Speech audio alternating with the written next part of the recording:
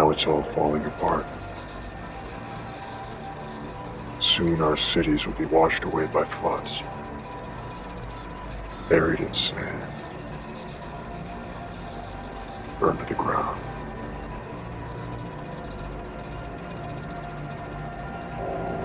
That's why you found me. Because you're no longer blind to all this.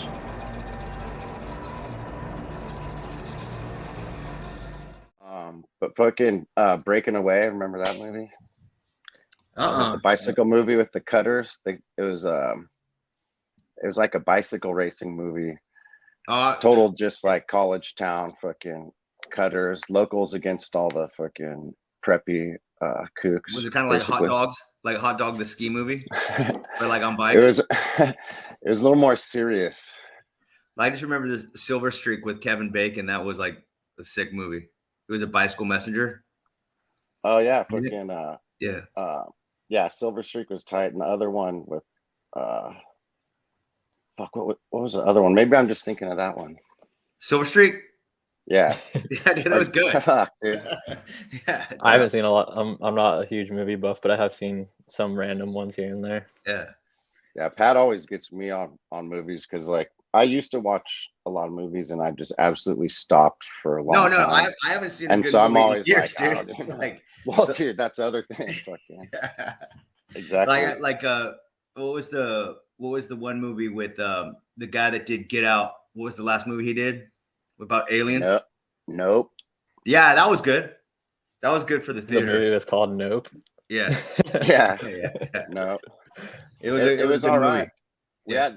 We were talked about it at one point because like the spaceship or like the alien or whatever hid in the clouds. Oh yeah. It was just kind of, it popped up when we were watching or I was watching the Exposing Edward Muybridge documentary that's on like Netflix or Amazon or something. He took a lot of photos in the late 1800s and they admitted in there that they were doctoring the clouds. He used like a bunch of clouds over and over again in his photos of like Yosemite and all this stuff. And I don't know, I can't remember what the weird sync was when that came up, but the clouds fucking just being weird, basically. Well, the camera that they used was like in the end to like prove the fact that the alien existed so that they can make a whole bunch of cash. Was one of those was from that Stanford thing where yeah, it was like because one of the big things in Nope was like we made motion picture history. The first person to be riding a horse was on camera was black, and then it was like their family that did it, and then the camera proved that. I don't know. It was like a heavy sync only because you told me about like Muybridge. Talking about the clouds. Yeah, the clouds. Yeah. I think my brother was telling me about this movie at my sister's wedding a couple weeks ago. Was it the one where the spaceship ended up being the alien or something? Yeah. Or is that something different? It was actually the actual spaceship alien thing was like super realistic because it was like this fan kind of balloon bubble thing. It was pretty cool, I thought. Yeah. It's actually a good movie, man. It's a good movie. There's some pretty hardcore parts in it too. The guy had everything. So I was just like, okay. Yeah, I like movies sometimes, but I'm also one of these weird people. When I watch a movie, I get too emotionally invested. So I just don't like feeling emotional when I'm watching stuff all the time. I hate how it has that power over me. Dude, I'll get mad at TV in a movie like you wouldn't believe, dude. Like Sasha will be like, "Oh, can you shut up?" I'm like, "I can't stand it. How is that person's boss?" You know? Yeah. It doesn't make sense. Big time. I'll be sitting there and fucking all of a sudden my cheeks will getting wet. I'm like, what the fuck, dude? I'm fucking crying watching. Oh, like tearjerker? Yeah, it's like fucking watching some hummingbirds fly around or something. Yeah. The hummingbird's natural habitat. I'm just like, it's a goddamn cartoon, for Christ's sakes. Dude, the programs, man, coming out of that music. Box. They got it all down. That's why that's why I was totally digging like Too Old to Die Young. It was just such a long movie that like it was so slow and perfect, man. I love that shit. And then it was like after 8 hours when like the main gang leader dude started getting strapped on, fucking banged by the other one. Then it was like, fuck, I really fucking commit. Like, well, I guess I gotta sail to watch the rest of this shit. I already put in 8 hours on it. Dude, like it's a 13-hour movie and it's like fucking the ending sucks. You know what I mean? And you're like, oh, okay. Yeah. 13-hour movie. Yeah, Nicholas Winding Refn. He's like, he did well, I don't even know if you would know, like all the Drive series, Only God Can Judge, Neon Demon, Valhalla Rising. No, growing up, my parents. That's the most movies I consumed in my life was growing up with my parents, and they mostly watched like Chris Rock or like Martin Lawrence or like stuff like that. Just that's solid though. Martin Lawrence was sick, dude. Like Rush Hour, stuff like that. Yeah. I mean, they're always hilarious. Don't get me wrong. But Martin Lawrence, MK Ultra, like victim, right? Running down Hollywood Boulevard. They're killing me. They're killing fucking. Oh, he's dehydrated. Put him into the John Hopkins like hospital real quick, and he came back. I always wondered what happened to him. I never heard that story before. Because one of my favorite movies growing up was Life. I'm pretty sure he's in that one. They like went to jail when they weren't supposed to or whatever. Oh yeah. Shenanigans ensued. Yeah, my parents had me when they were really young, so they were like very influenced by the hip hop culture and stuff. They were like in high school in the 90s, and so they had me. Shit! So was I. Yeah, I was gonna say probably our age. Yeah. It's not too much older than me then, because like I said, they had me when they were young. Oh yeah, definitely.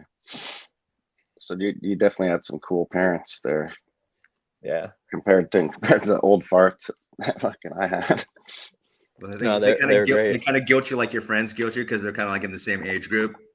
Yeah, they didn't know how to raise a kid at that point, so it's funny to see like my siblings who were born way after me who had like completely different lives than I did. Oh yeah, they had like a pool in the backyard and stuff. And when I was growing up, it was like food stamps because they were just teenagers trying to, Right. It was. He's like, you're like my homie, dude. Like, let me tell you how it is. But they're both great. They both always put me first and stuff, which I appreciate. Well, that's cool, man. Okay, awesome. So, Tartaria tonight, right? We're gonna talk Tartaria. Yeah, sure. Yeah, fuck it. Let's do it, man. I don't know either. I don't know what to talk about. I've just been like super into this like mind control MK Ultra thing. I can't get, dude. It's almost like going that route has made me like mind controlled or something like that. Just so much stuff. Celebrities are honestly probably the biggest problem with society right now. Are celebrities, in my opinion. Like if we had celebrities who are actually good people for people to look up to, it would drastically change our entire situation in America. But I mean, we don't have to talk about celebrities. We can talk about Tartaria if you want, but I'm more than willing to talk about celebrities. That's one of the main reasons I don't watch movies anymore, is because it just makes me sick to see it. Oh yeah, totally. It sucks to fucking participate. I hate myself every time I do, But do you have like kids or anything? That's probably why. No, I don't have any kids. I can see it. They're just all whores, It's like NFL athletes doing McDonald's commercials. It's like, get the fuck out of here, dude. Like, oh, you could be like me, have fucking couple Big Macs or fucking, exactly. It's like they only work to like make like the subsidiary money now. Like, like the agents, the talent agent companies, they just make them money now, and they just keep on feeding them so that like they get their cut. You know what I mean? It's like a weird thing. I think it's a little bit more deep than that. I don't know if you've ever read or heard of the Protocols of the Elders of Zion. The Others of Zion? Elders of Zion. Elders of Zion? Like elders. I have elderly. A little bit. Yeah. So I think a lot of what's happening with celebrity culture nowadays is just pretty much covering the plan that they've had from the beginning of a way to destroy our society. Because over time, if you look at celebrities throughout history, they pretty much dictate the way that people dress and behave in society, right? So if you go back to like the early 1900s, you'll see people wearing suits and ties. What were the celebrities at that time wearing? Suits and ties. So it's like they use the celebrities, they use Hollywood to dictate the way that they want society to progress to accomplish their goals, right? Right. So that's the reason why we have the celebrities the way they are now, is because this is part of the plan. So even though the celebrities, for example, in the 80s or the 60s or something, they were a lot more ideal for what we would consider to be, I guess, polite and I guess better role models than what they are today. They were still a step towards where we are today, right? Right. Totally. Yeah, I was just thinking that. I was just thinking about like Mickey Mantle and like there's more wholesome kind of the 50s and 60s. It was just such Americana back then. You know, that was full swing Americana. And definitely it's slowly progressed, like you said, into this complete madness now where, I mean, what are they? It's like, exactly, yeah, dude, fucking just complete madness. And it has totally broke down society and fucking. I was just watching South Park, and they have such funny episodes about this kind of shit. You know? Oh yeah, like, for sure. Dude, they nail it. It's South Park so good. You know, I haven't been watching it like, recently, but everything I see is hilarious. Dude, always like, and that was one of my, I guess, you know, I don't really have like guilty pleasure, but South Park I think is a guilty pleasure because you know, and it's, they just did one where it's like the where they Photoshop a picture and make the chick hot, and you know, all of a sudden everyone likes her. You know, it's like it's just exactly how it is. It's everything's just fake. You know, it's completely just so away from any kind of wholesomeness that they even like. They don't even pretend wholesome anymore. Like that's out the window or whatever. Well, you still got Kirk Cameron from Growing Pains, dude. I do think out there. They do. I think that at least maybe in like the 80s up until the 90s, they did have some genuine people who were celebrities who necessarily weren't a part of the plan. But nowadays it does seem like almost all of them have to be approved in order to be celebrities, right? Because this is kind of out there theory, but it's to me, it seems like whenever you see a celebrity going to jail or being blackmailed or end up in the media for like a negative thing or being killed or whatever, it's because they're not obeying the orders they're supposed to be obeying at that time. So they kind of give them a warning at first. You know, they'll write a bad article, you know, get back in line. If that doesn't work, the next step is, oh, you're going to go to court for this, blah, blah, blah. If that doesn't work, then maybe they become addicted to drugs or they go to rehab. If that doesn't work, then they end up dead or in jail, right? Oh yeah, yeah. That's interesting, man. Because yeah.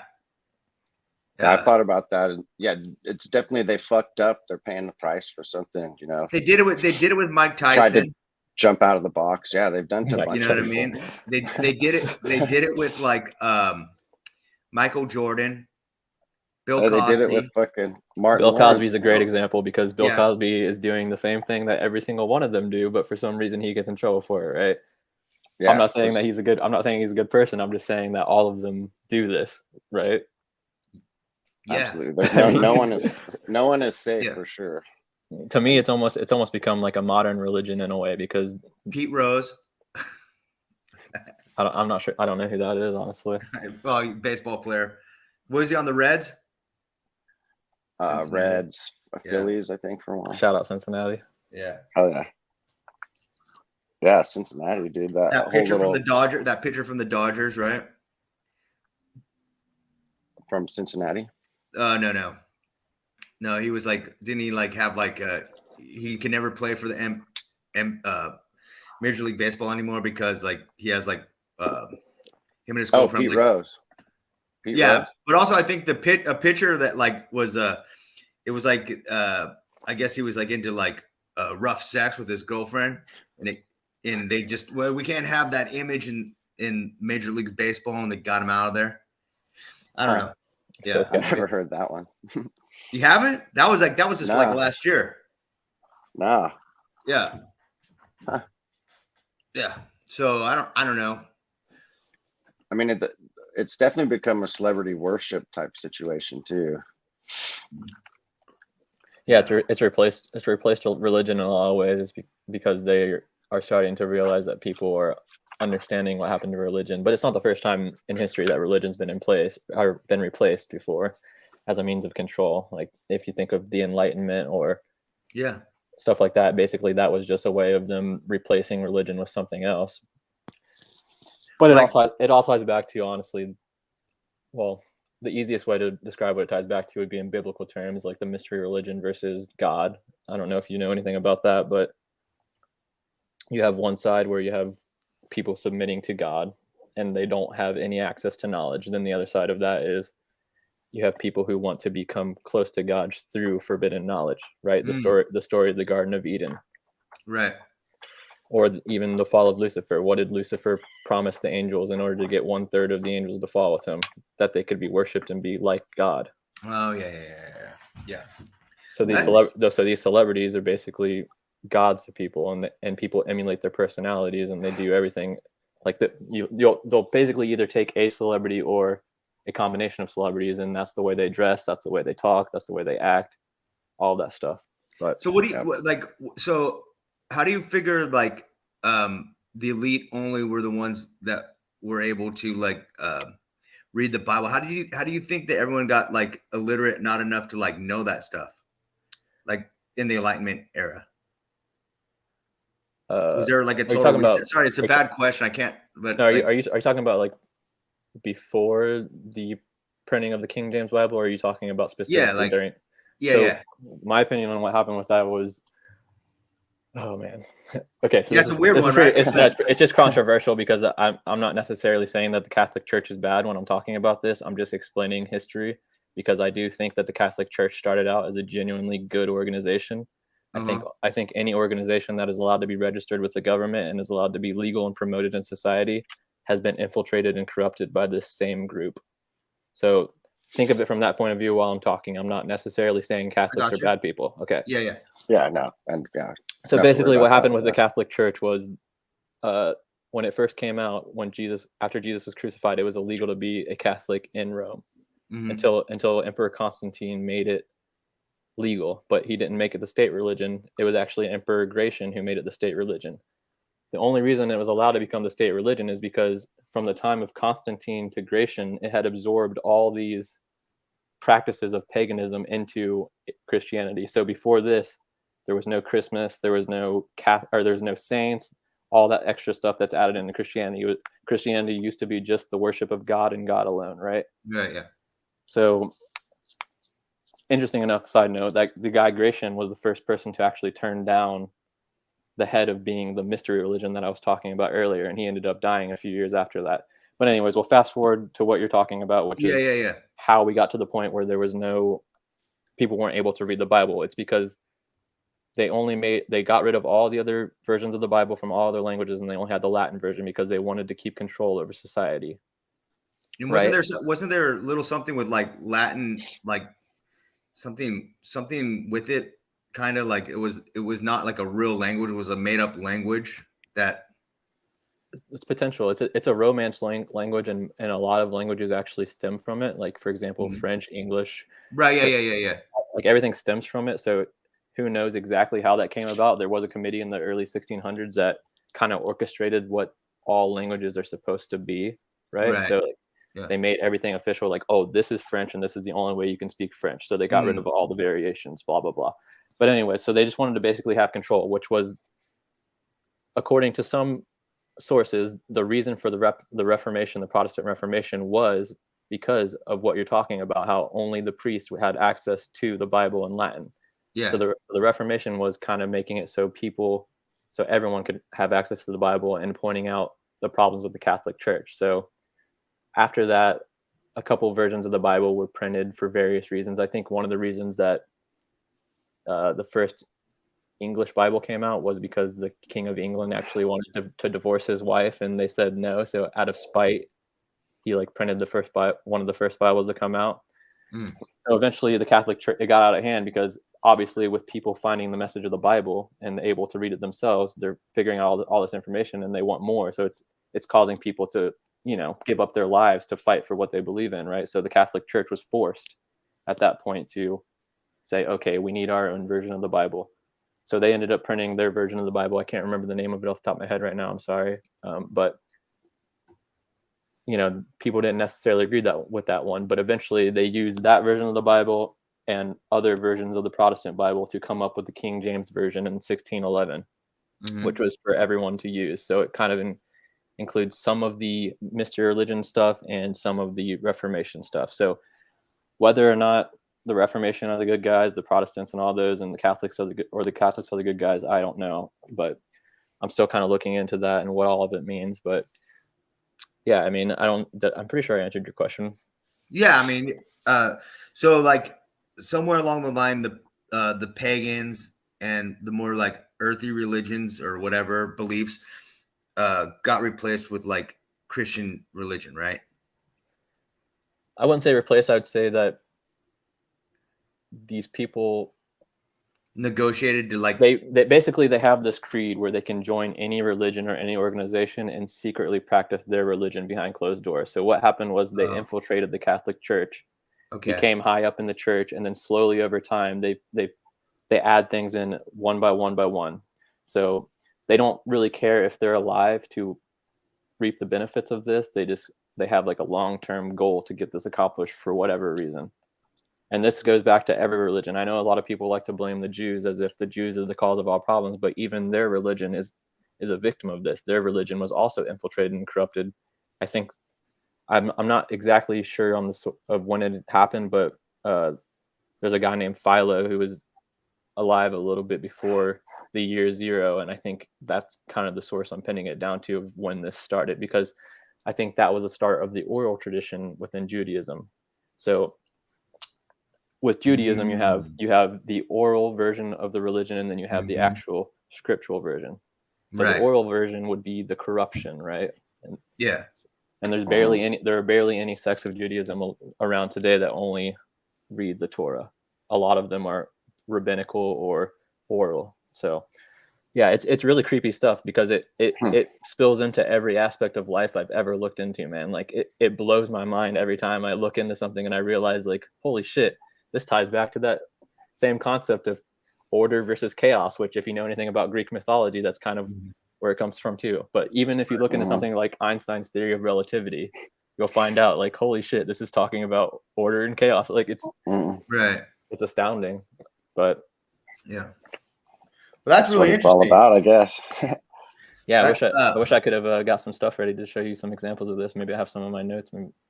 I'm just trying to like tie it back to like modern day. So, so do you think it was do you think it was considered like a reset then, what they were doing with the Enlightenment and the building of all that?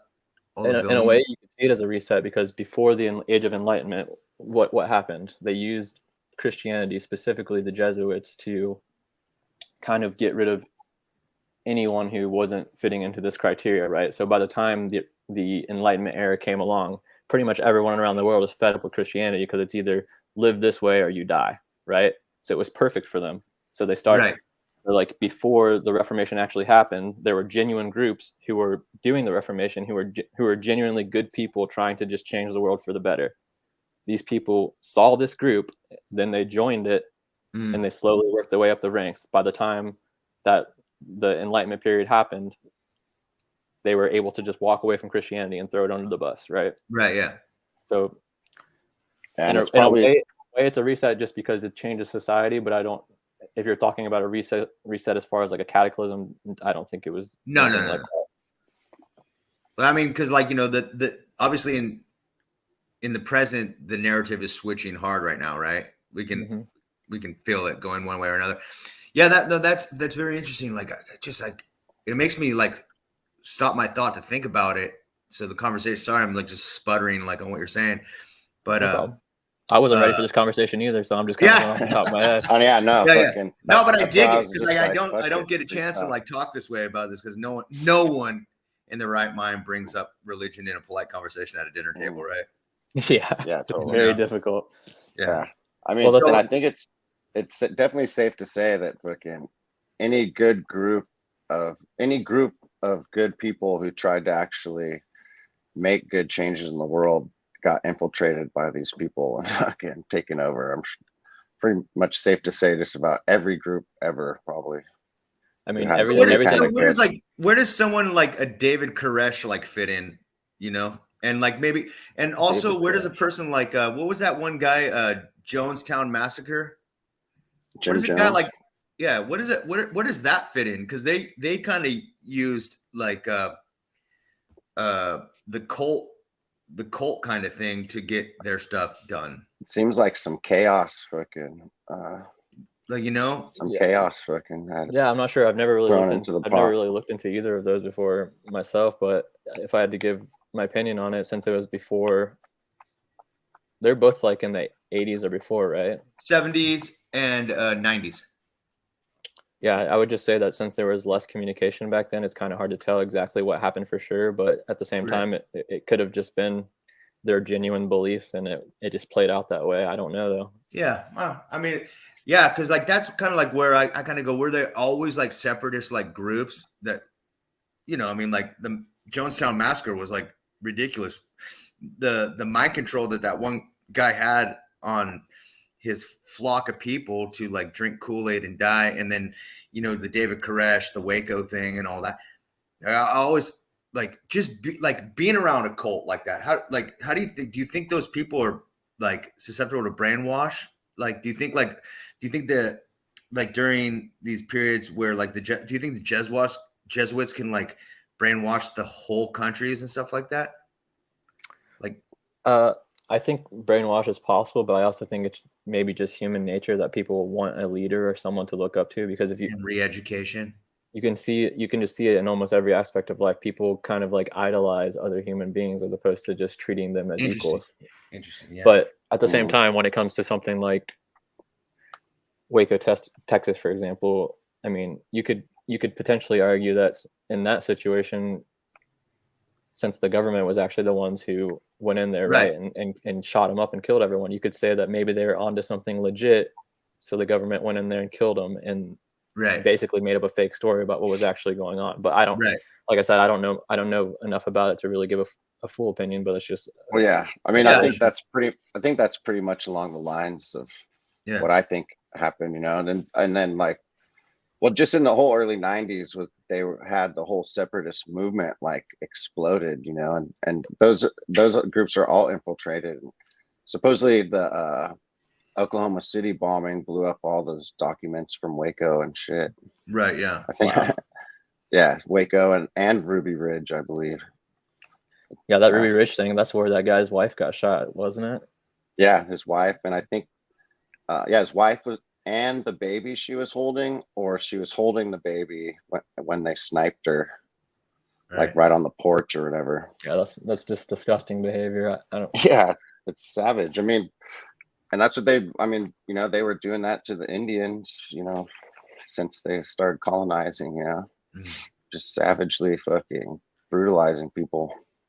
Yeah, I do think that it's possible that different groups of people are used for different reasons. But say, for example, like to have genocide against the Native Americans, I think that was just a way of covering up history, because the entire history of Native Americans is very sketchy. For example, they say 100%.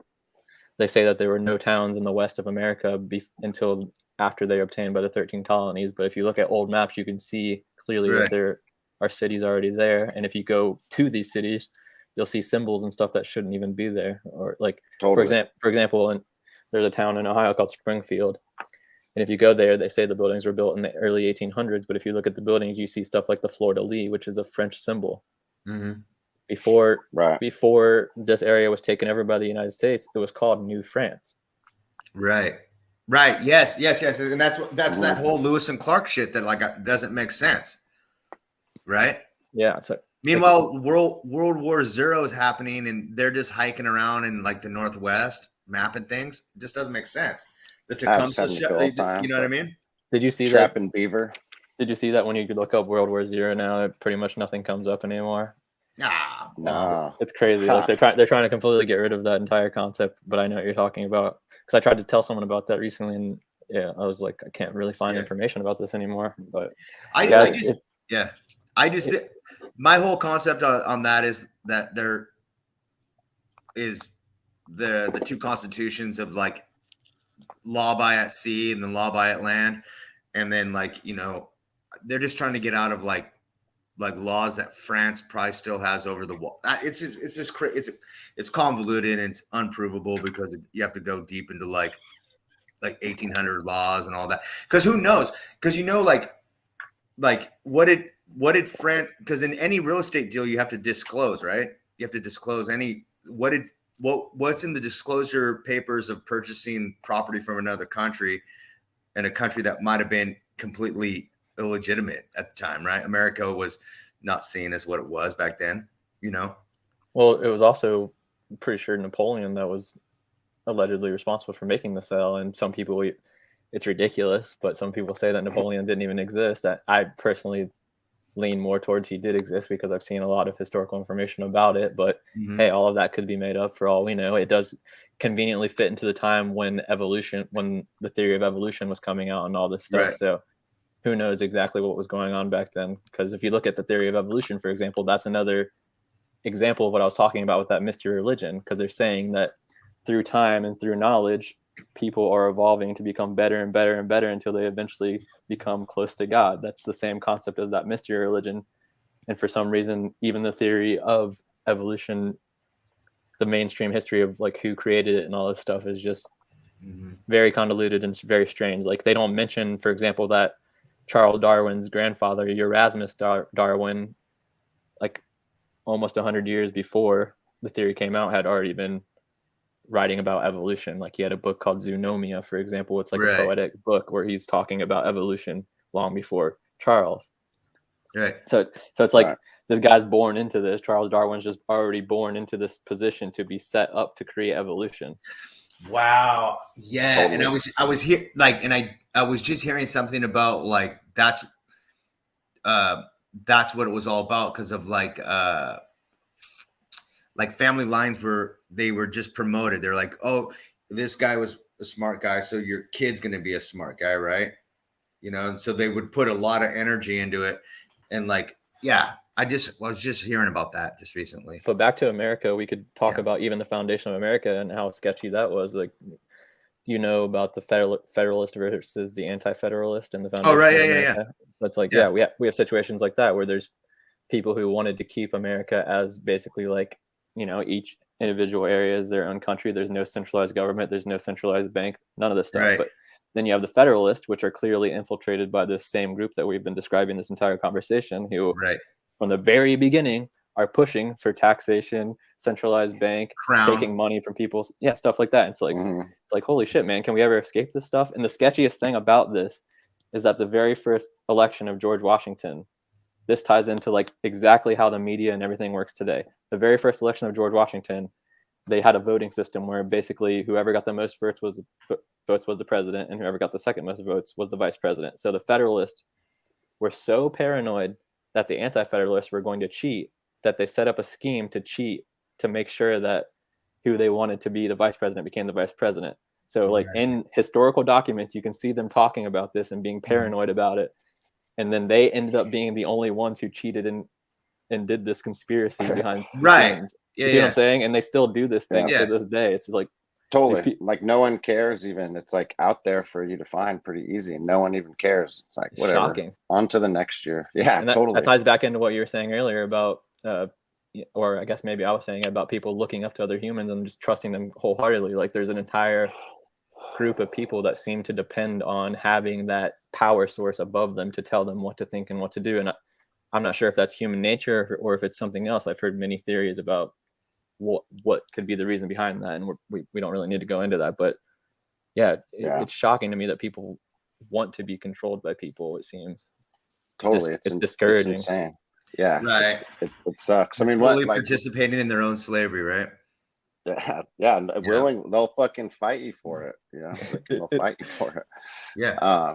Yeah, man. I mean, one of the biggest reasons I got into like punk rock and hardcore was like not the idea of not putting people on a pedestal and like we're all the fucking same, you know. You're on that stage, so what? Fucking, you know, right now we're watching you. Tomorrow, fucking, we're on the stage. It's no big deal, you know. Yeah.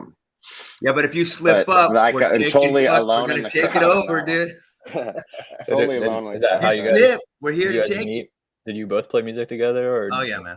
That's awesome. Yeah, we have. Yeah. Are you still playing? I'm playing in a different band than Casey right now, but yeah, we still play. Not we don't play together. Yeah, we don't play with each other. We don't play with each other. He's everywhere, dude. But no, but we've been talking about it, but it's hard to find time, but as long as you're dude, totally. having fun, I mean, That's all that matters. Yeah, man. Well, that's the whole thing too. Is they've There's taken enough up all time. I our just don't have the time. energy no more, man. Are you kidding me, dude? Yeah, it's like work, fucking. You know, fucking. There's hardly time to do anything.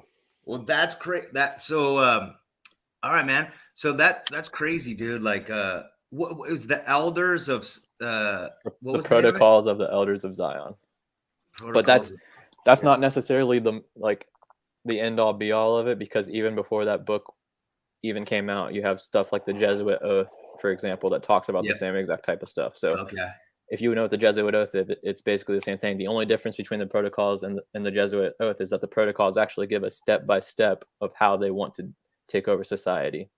So a lot of sources say that it's completely made up, but I mean, it seems very legit to me, honestly. And even Henry Ford was passing out copies of it in the early 1900s to people in America because he believed in it so much. And it was actually like what was happening at the time lined up perfectly to what's in the book. So even if it's fake, it somehow predicted every single thing that's happening. Right. I mean, I feel like a lot of times, you know, they brush things off and make it look stupid, put a funny poster boy in front of it, but it's still there and keeps popping up every time, you know, you go down a rabbit hole. And those are the ones that probably are legit, you know, for sure, or more so than. Well, it's like we said, it's probably hard for a guy that like Henry Ford or those guys, because you know his crew, right? Firestone. Who else was in his crew? Like back then, bunch of like men of the Nazis. The Nazi Germans. Right? Yeah. Right. It was industry.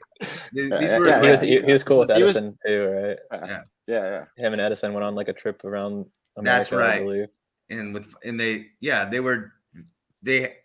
It was probably at even the if World's they Fair. like sometimes, you know, like even if it was made up or fake, maybe it takes people like that to believe it and be like, hey, and then it just becomes reality, right? I mean, they probably had the time and the money and the resources to like do whatever the hell they wanted back then, really. You know what I mean? Nice. Blow up the Hindenburg because like, you know, like hydrogen is just not the thing we want to go with right now. That's the whole thing I've been trying to push on people, is that if we can go to each country and kind of figure out when these laws came into place that restrict us so much and restrict our capability to invent things and stuff like that, and put in all these laws for taxation, we can kind of find the source of who is actually causing this to happen, right?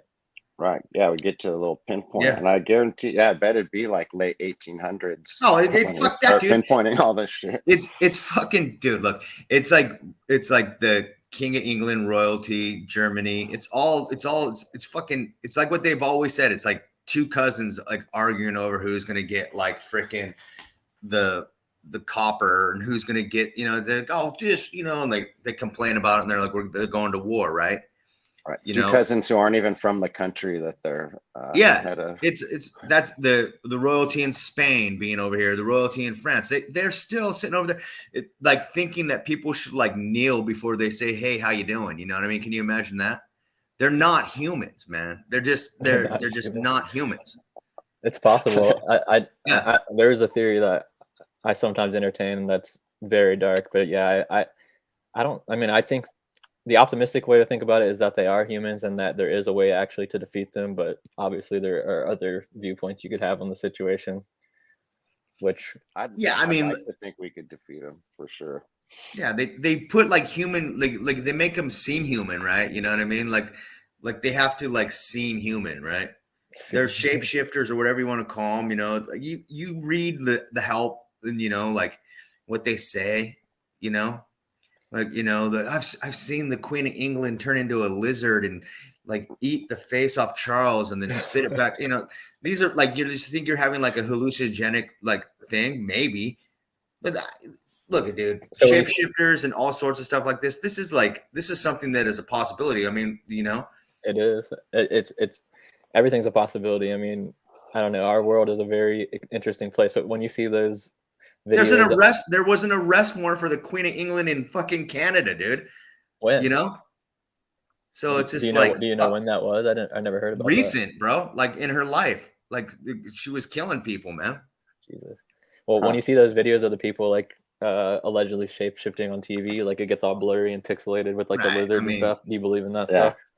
No, I mean the only I love seeing it, but I don't know how much. I'd like to believe it, that's for sure. But the last thing on TV that got me all fucking freaked out was like that chupacabra thing. You know what I mean? Where that, like, you know what I'm saying? Where you're like, whoa, that little chupacabra. And I was like, God, dude, that was crazy. And then it's just like, yeah, what is that? You know, like, but nothing on TV trips me out. Like if I see like the news and like what I see doesn't freak me out. Like what I feel freaks me out, man.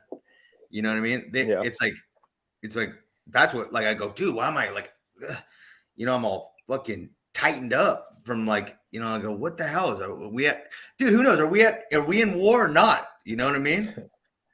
That feeling is, I do think what you're talking about is a real thing, because a lot of the research I come across, like my initial reason for looking into it is because I feel, for some reason, I just have this feeling about it, and then for some reason the information always connects, and I'm just like, holy shit, how did that even happen?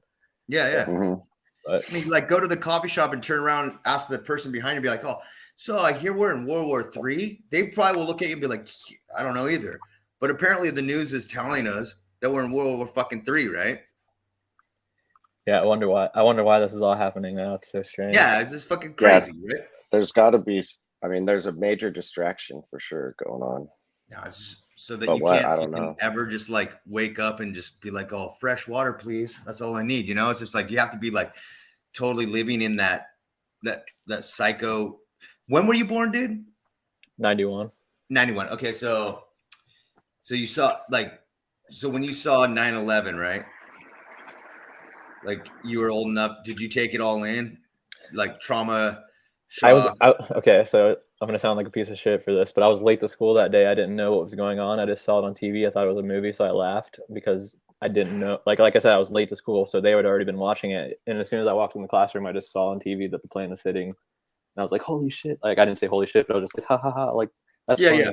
And then they told me what happened, and then we ended up going home early from school. But Yeah. that was my experience from it.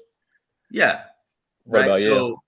So I woke up, didn't know anything was going on. This lady was fucking spazzing out at the coffee shop crying and saying, we're under attack. We're under attack. I got people in New York. And I'm like, what the hell are you talking about, lady? Are you like having like a freaking flashback or something, dude? And I cruised up into where I was working that day. And like, some lady just told me we're like been bombed. And they're like, oh, dude, we have. And then I turned on the TV and that's what I seen it. So like, I didn't know what to think. I literally didn't have a thought in my head about like what was happening, except like, oh, in 1992, they bombed that building already. And there's this guy that, and it was like jihadist. And I connected those two things right away, like kind of like how the memory hole goes. And I connected those two things right away. And then about a year later, Loose Change came out. And Loose Change was all about like, oh, this might have been like a setup, or this might have been this or that. And I was like, oh, wow, that's crazy. But for like my whole life, though, like all I ever like, I was born into like hijacking, oil crisis, the like the cart what do they call it? OPEC is what, like what do they call that? A cartel? They call it something, right? It's definitely a cartel. Yeah, they're like, oh, it's like their oil embargoes, the Challenger explosion, freaking all of it. So like I was like so it was almost like seeing 9/11, like having no feeling about it, and then collecting all the like tidbits of information that came in after it was like me going, oh fuck, this has all been a setup, right? I mean, it might have really came down how it came down, whatever, the building melted, but it wasn't the war games that they were going on, the whole fucking thing. It was just crazy, right? So I had like this real thing where I started diving into like it, but I was already super well aware of like false flags though, because of like the Gulf of Tonkin in Vietnam and like, you know, all that stuff. So I was already like way into knowing that the governments and whatever government we're already putting on false flags to do this kind of shit. So fucking World War I, the Black Hand. Like, you look back at the Black Hand. The Black Hand is like a socialist group that wanted to like kill Franz Ferdinand, this popular ambassador of like Belgium or Bulgaria. Which one was it? I don't know. It was something like one of those, right? Yeah.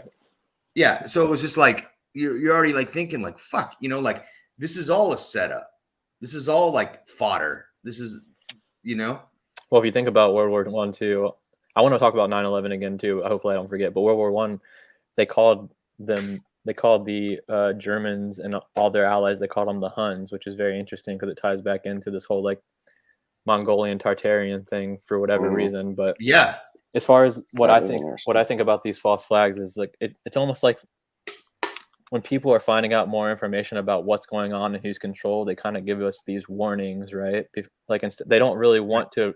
They don't want to like give us a full reset where they get rid of us, because to them we're almost like cattle or like livestock. They don't want to have to start fresh again. So they give us these little warnings with these attacks or like raising the prices on stuff, whatever they can to distract us as much as possible from being able to figure out what's going on. Right. Until it gets to the point to where they go out into like a war like World War II or World War I, right? To where there's a mass decrease in population.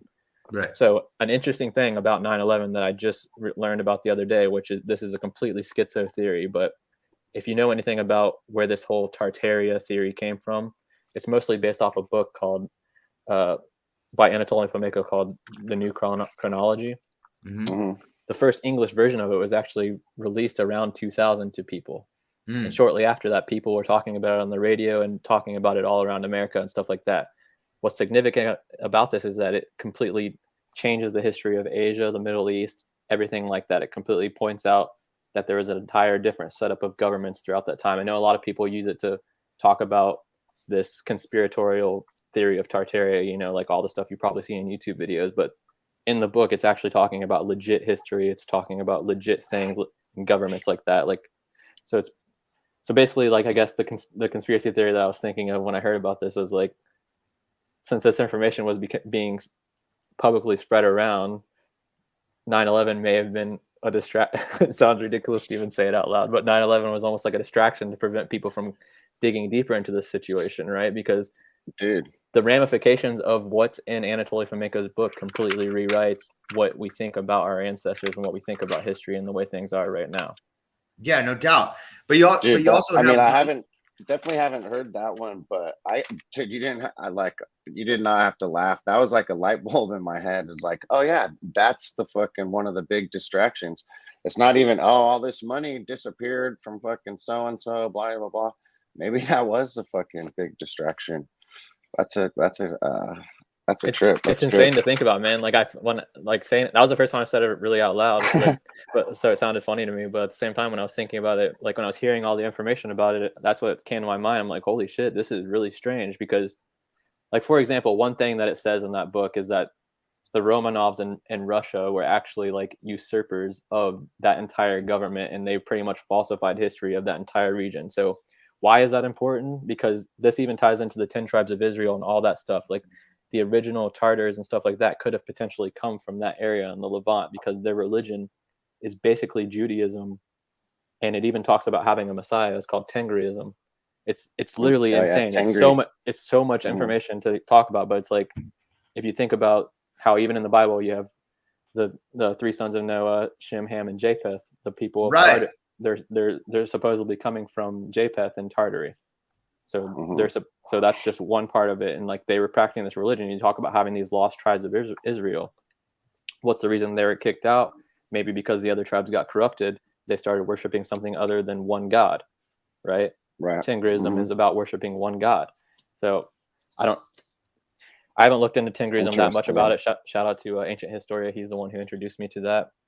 But I got a lot of information to go into for that one. But I just thought it was insane, the timing of all that stuff compared to Fomenko. But you also got like, even before Fomenko, you got like Ian Fleming, the guy that wrote all the James Bond like stuff. He's writing about adventures in Tartaria and stuff like that. No, it was his brother, Peter Fleming. Peter Fleming. Excuse me. Yeah, but still, like, I mean, like he went over there, and actually, I have the. You got that book? Yeah. No I've way, read bro. most. You're like a I've read freaking. most of it. Hold on. So he's like one of the first white dudes to kind of go over there and adventure in Tibet Wow. and Tartary. And there's some interesting stuff. Like, one of the coolest things is they come across this town and like I think it's Sang Sao or something like that. The hard thing is like none of these names that he uses for places like aren't on Google Earth or whatever, or even Google Maps, whatever. It's like completely different name. So it's really hard to find. But he talks about a gigantic stone fortress that's obviously a Starfort that they found basically in the middle of nowhere that people were living at, and it didn't make sense, especially since like a few miles down the road there's like they call it like a gigantic, you call it like a Gothic Turkish temple was like maybe 20-30 miles down the road, which is interesting because like even more out of place. The Turkish part, like being as a description. Totally. But the coolest thing about this whole book is the intro. Let me find it. Or in the foreword, in the note, it's a note after the foreword that his brother Peter wrote. So it goes, note, Tartary is not strictly a geographical term any more than Christendom is. Tartary is where the Tartars came from to harry Europe and Asia. And there were so many different kinds of Tartars that the name has at one time or another held good for almost all the lands outside the Great Wall, from the Caspian to Korea. But it has come nowadays to be applied, if it is applied at all, chiefly to Xinjiang or Chinese Turkestan at the highlands bordering it. And that is where this journey took us. What year was that? What year was that? 1930. Yeah, like beautiful. 1934. Before 1936. Before World War II kicked off. So like, just another book. There's another dude, war, right? Yep. Another dude who went before him named Owen Lattimore, he explored over there. He wrote High Tartary. Wow. Yeah, I bet those books are amazing. Yeah, they are. And it's like, yeah, I need to dig back into it. Your original thought this about is from like 1930. that book coming out and then like that is not even that far off from like probably it's not even that even crazy of a fucking thought. It's like a fucking total natural thought. I'm sorry. What was I didn't. When you said that like it was a schizo thought to say that Flamenco's book came out and then 9/11 was a distraction. Well, yeah, it's just because the ramifications of this history change everything, because you have civilizations being described, for example, in the 13th century of having plumbing, tax systems, paper currency, taxing other nations, like all astrologers who know every single thing about the stars and the planets and their rotation, having people telling people on the day they're born, writing down the time, like predicting their future and stuff like that based off of that. So our ancestors are just so much more advanced than what mainstream history admits, at least like in a common setting. Obviously they admit it because the information's out there, so it's not necessarily hidden history. It's out there to read, but you have to put in effort to find it. They don't make it easy. Yeah, so it's kind of lost in a way. They like that. they made a calendar out of the whole freaking universe. 25,000 years. This is my whole argument. It's like, the Mayans, the Aztecs, they made a calendar that it's the whole universe, and it's 25,000 years. And you think they did that? You think they did that like on just their first try of like poking dots in the sand?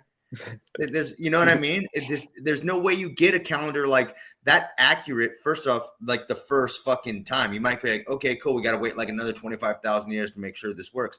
But yet those calendars are even more accurate today, astrologically, than the Gregorian calendar. And the Gregorian calendar just makes like a couple mistakes where you have to like drop a day and add time. It's like, dude, this is like fucking the weirdest thing that you already had a calendar that was like at least 25,000 years ago.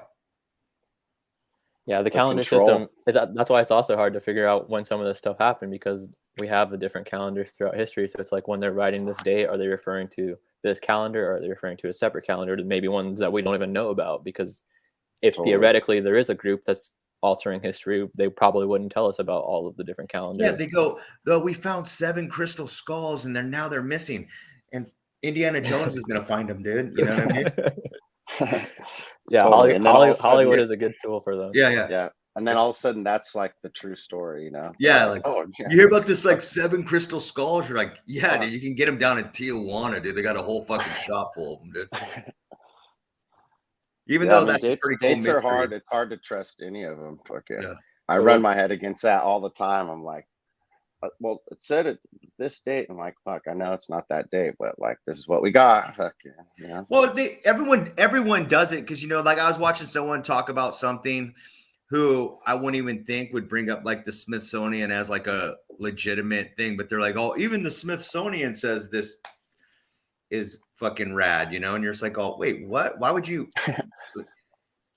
Hey, truther. Why are you using the Smithsonian to back your argument up? You know what I mean? We know they're fucking like clowns, you know? Totally. They're very sketchy. I've sent them some messages just basically like shaming them for what they do. I mean, nice. I personally think that we should consider all possibilities from all aspects, even mainstream history, because that's how you make the most connections. So I would still use the Smithsonian for that purpose, but I'm always going to be doubtful about everything I read. But I just try not to say that I know anything for certain. I try to just read anything I can and find connections between that. Even if the dates are way off, you know, that's still helpful. Like one example. Yeah.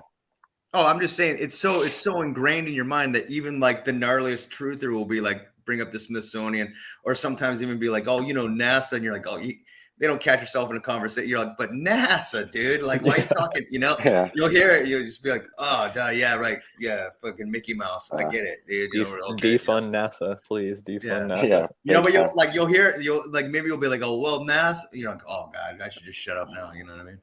So what do you guys think about Tartaria? Like, what's your experience with it? Like, oh, dude, like, I mean, fucking, well, you gotta take a leak real quick. Fucking, I was gonna say, you were talking about the gut feeling when you're you're looking into something and you just have the gut feeling about it, and it ends up being true a lot of the times. I think just as I started looking into Tartaria, that has happened like over and over and over again, and it's just been such a trip. I think a lot of it is kind of coming into focus for me a little bit. I kind of picture like the Pacific Ocean was like the Tartarians and Lemurians, and the Atlantic Ocean was the Atlanteans, and that was like the civilizations. They were probably peaceful, you know. I kind of feel like there's an East versus West hate vibe going on. I don't think they might have been warring or anything. I think it was like this peaceful civilization. And I don't know. That's kind of where I've been at with it lately. Kind of thinking about it. So is it kind of like the theory? Do you entertain the theory that it's like a worldwide civilization that built all of the buildings, or are you kind of like more of a historical Tartaria type of guy? Like, I guess when I say historical, I mean like what mainstream history says Tartary was. I think they built everything. I think all the similar architecture is all. I feel like that's like a clue just that is right there for us to see that the same people built it. You know, it's like, how do these fucking, you know, dudes in Oakland, California build a Gothic temple in like, 1870 something? You know, that's as killer as one in Italy. You know, it just doesn't make sense to me. Like, I don't know. I think it was all built. It was all taken over. Well, in historical Tartaria, like at least what mainstream history admits, there were Christians in that area of Siberia, Asia, Russia, China, all that stuff, even India and the southern Pacific Islands. They had Jacobites, they had Nestorian Christians, and there was one other type of Christian that I can't think of the name of the top of my head right now, but they don't really talk about that. They make it seem like they're all just these barbarians with this crazy religion, but you actually have multiple religions living under the same federation who are Totally. all working together and paying taxes to a centralized government, which happened to be Kublai Khan in the 13th century, for example. So I guess it's not what I'm trying to, where I'm going with that is that when you talk about there being churches and stuff in San Francisco that line up with stuff that would be in Asia or maybe Italy, like I can see why you would think that, or it does make sense that it's possible. Well, what about you, Pat? As far as like Awesome. the architecture is amazing, right? Like, so it's like basically the mud flood, the capitals, like whatever architecture they're doing, but like that's only like one part of like visual that like I have with it. You know what I mean? Whoever the master builders are, whether it's pyramids or like temples or even castles built on rocks, like I just go, okay, I'm like at the point where like with it where I go, that's fucking cool, right? But when it comes to like to Tartaria and like now it allows my mind to like kind of explore to this other part of like stuff that like I've always kind of believed, where Antarctica, the ice wall, where maybe Tartarians themselves, the advanced, because how they might have been more advanced technically wise, and with sciences and like machines, steampunk, whatever you want to call it, where like they got over that fucking wall, bro. And they're like living in the extra territory land, right? And they're like, and that's where I think they went to. I think that's where they continued. They're like, I think they're the ones that are like ahead of us. It's interesting. Yeah, because it would only be like, because if you're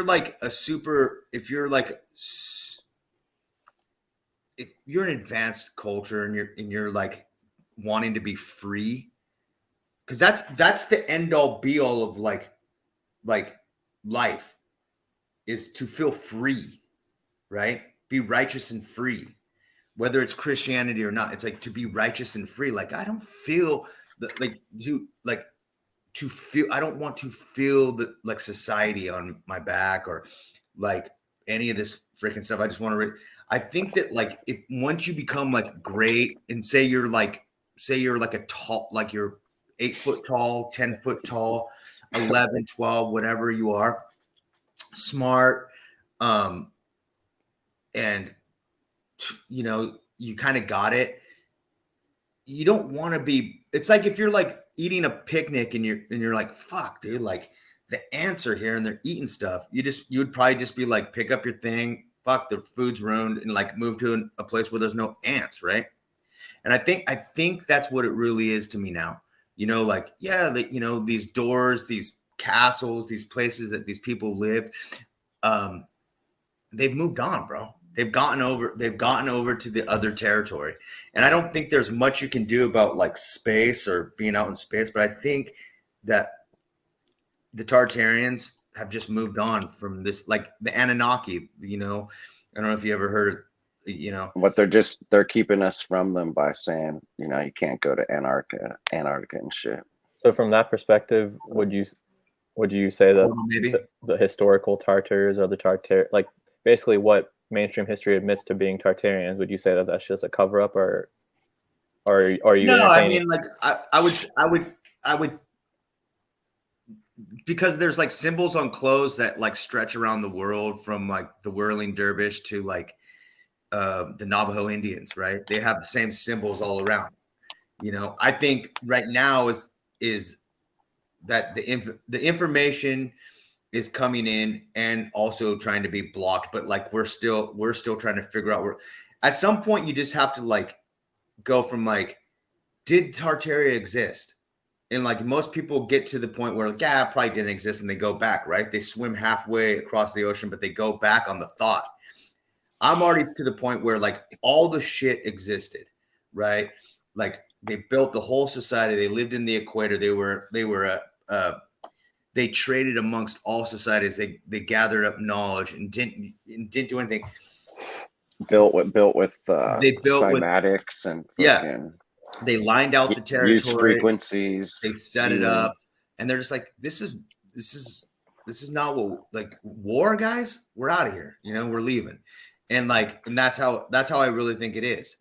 And so like when you hear like Antarctica and they're allowing you to go there and they're just this and that, I think you know, I don't know what else to say about it except like I believe that now. You know, well, as far as the Antarctica thing goes, I've actually read that entire Antarctic treaty, and there's nothing in there that says we can't go there. But I do still obviously think that it's very impractical to think that we can go there. Imagine what you would have to have millions of dollars to build something to go there, and not only that, like you have potentially the idea of like a navy from another country or something shooting you and killing you once you get there, and then you sink, and they just say you're missing or whatever. Like there's so many things that could go wrong. So. But in the actual treaty itself, it does not say that we cannot go there. So we are actually able to go there if we somehow were able to. Yeah. And as far as like the semantics and all that stuff goes and all the technology that's lost, in America, for example, we have the Invention Secrecy Act. Have you ever heard of that before? No, I've never heard of it. So basically what would happen is if us three came up with an idea right now to give everyone in the United States free energy, when we went to go get the patent, our invention would immediately be classified as top secret and taken away. Why would it be taken away? Because it's a risk to national security. Why is it a risk to national security? Because the economy depends on the current power system that they have to charge everyone for electricity. Yeah. So they see it as a national security threat. So basically, that's why I was saying it towards the beginning of this episode, like if we can pinpoint where these laws came from, who wrote them all around the world, and when they came into contact, like into existence, we can pretty much figure out, A, are we able to defeat these people? Did they come to power recently? B, who are they? Like who's causing all this? Is it one unified group, or is it just random people throughout the world who happen to come up with the same laws and same things? Like, so as far as like the giants and stuff like that go, I do entertain the idea that giants existed and stuff like that, but I'm not necessarily sure that people named Tartarians were giants, if that makes sense. For me, I actually do think that if you look at the historical mainstream history of what they admit Tartaria is, and you actually like dig into it, you'll find so much information that will blow your mind that you'll understand why you have some of these theories about Tartaria being this almost like fantasy world, because they want to cover up the actual real history of what it was, because the real history behind it is so astounding. I'm telling you, like if you look into it more, you'll be reading something and you'll just like your jaw will start dropping, because you'll just be like, holy shit, our ancestors were doing this, and they admit this in books that we're allowed to read. So there's a deliberate effort by some group of people to cover all this stuff up and make our ancestors seem like they're stupid as hell, when in reality, totally.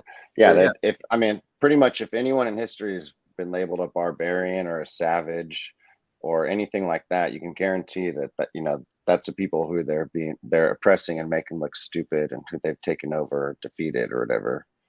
Absolutely, I'm with you 100%, you know, on that. And I mean, even just the note from that book kind of explains all that. You know, it's like, it's more than just, you know, it's more than just one thing. You can't just classify them as one type of person. It's very diverse, and from religion to look. I mean, there's white people who live out there, you know, like in China and fucking all that area. No one hardly ever talks about that. And the Chinese government the current Chinese government has a large role to play in covering up this history, because when Mao took over, he basically like committed genocide against the remaining Tartars. And before that, if you've ever heard about that CIA document that talks about Tartary, I don't know if you've heard about that before, but it was basically when the communists in Russia came into power, they did the same thing before this. So it seems like a lot of them escaped to Tibet or around that area, and they were safe for a while. And then when the communists in China came into power, the same thing happened again, which pretty much got rid of almost all of them. So it's like, and I think colonial. Oh, sorry. No, it's all right. Like I just think the communists have like, it's so funny how insidious that actual like thing is where it's just like the laws don't actually kill you. What kills you is that like you lose all your skills and ability to like end up like growing and feeding yourself and heating yourself. That's what ends up killing you. Yeah. You know, a huge part of it. It takes a long time to get it back. Like, you know, and that's why I keep on harping on, like, it's, it's not an education that pays you, it's skills that pay you, period.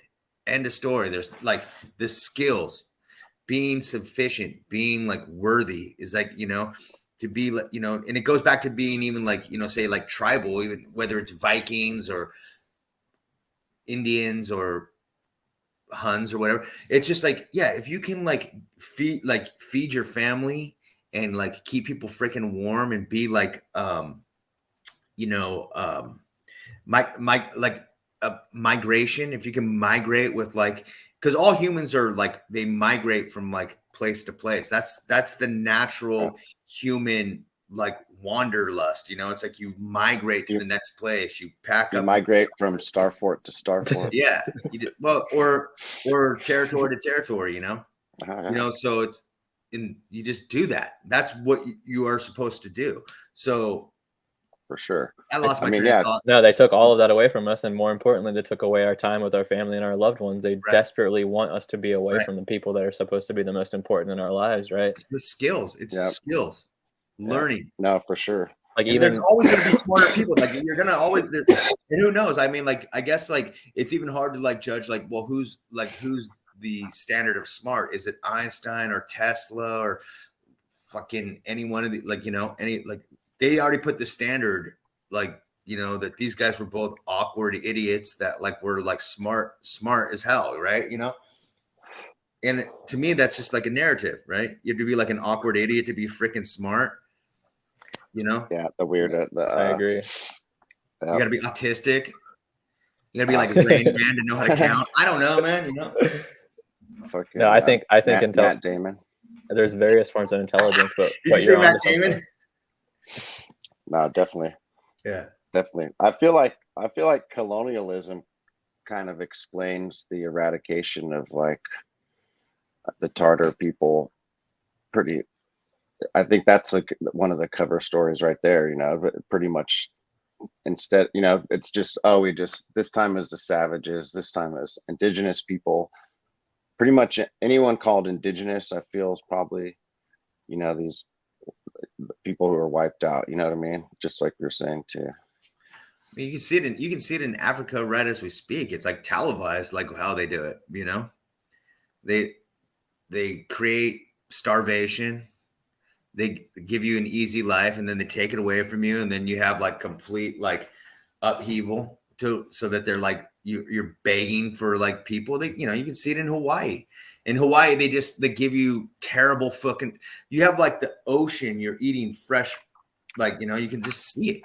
It's like, my belief is that like it all starts like this Thanksgiving thing, it all starts with like, let's feed each other. But then all of a sudden it's just like, you're slowly being poisoned, right?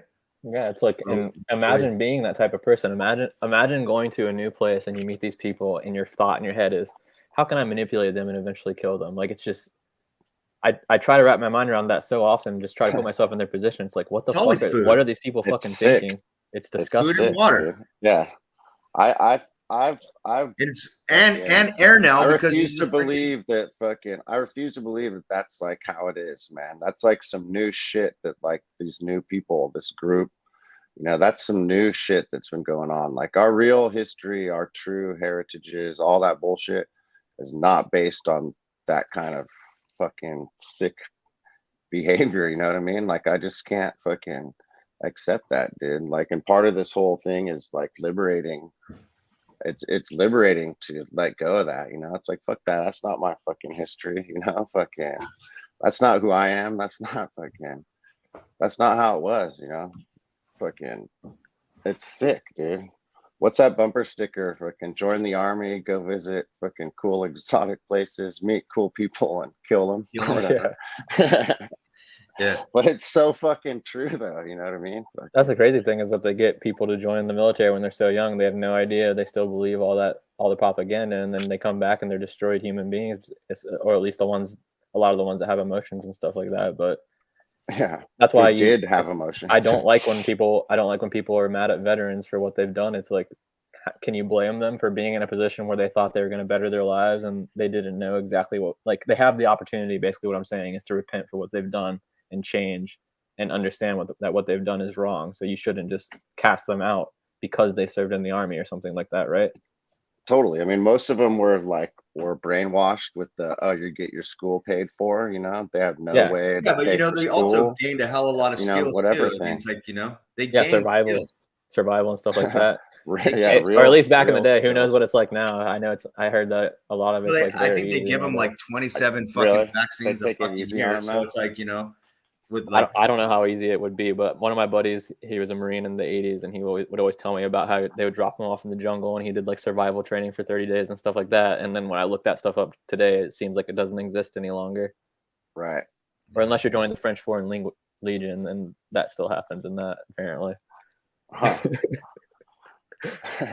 What the fuck is a French Foreign Legion anyways, man? You basically give up your citizenship to whatever country you're at, and then you try out to be in the military over there, so you get a new identity and a new life. But if you don't get in, I guess you're pretty much screwed.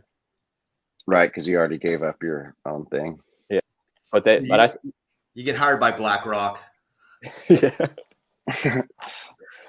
But one interesting thing that I don't know if you guys know about this or not, but for the Native Americans and stuff like that, like the Tartars or the Mongols, whatever you want to call them, the Yuan dynasty of China, like Kublai Khan, who is known as the emperor of all the Tartars, he was the founder of the Yuan dynasty of China.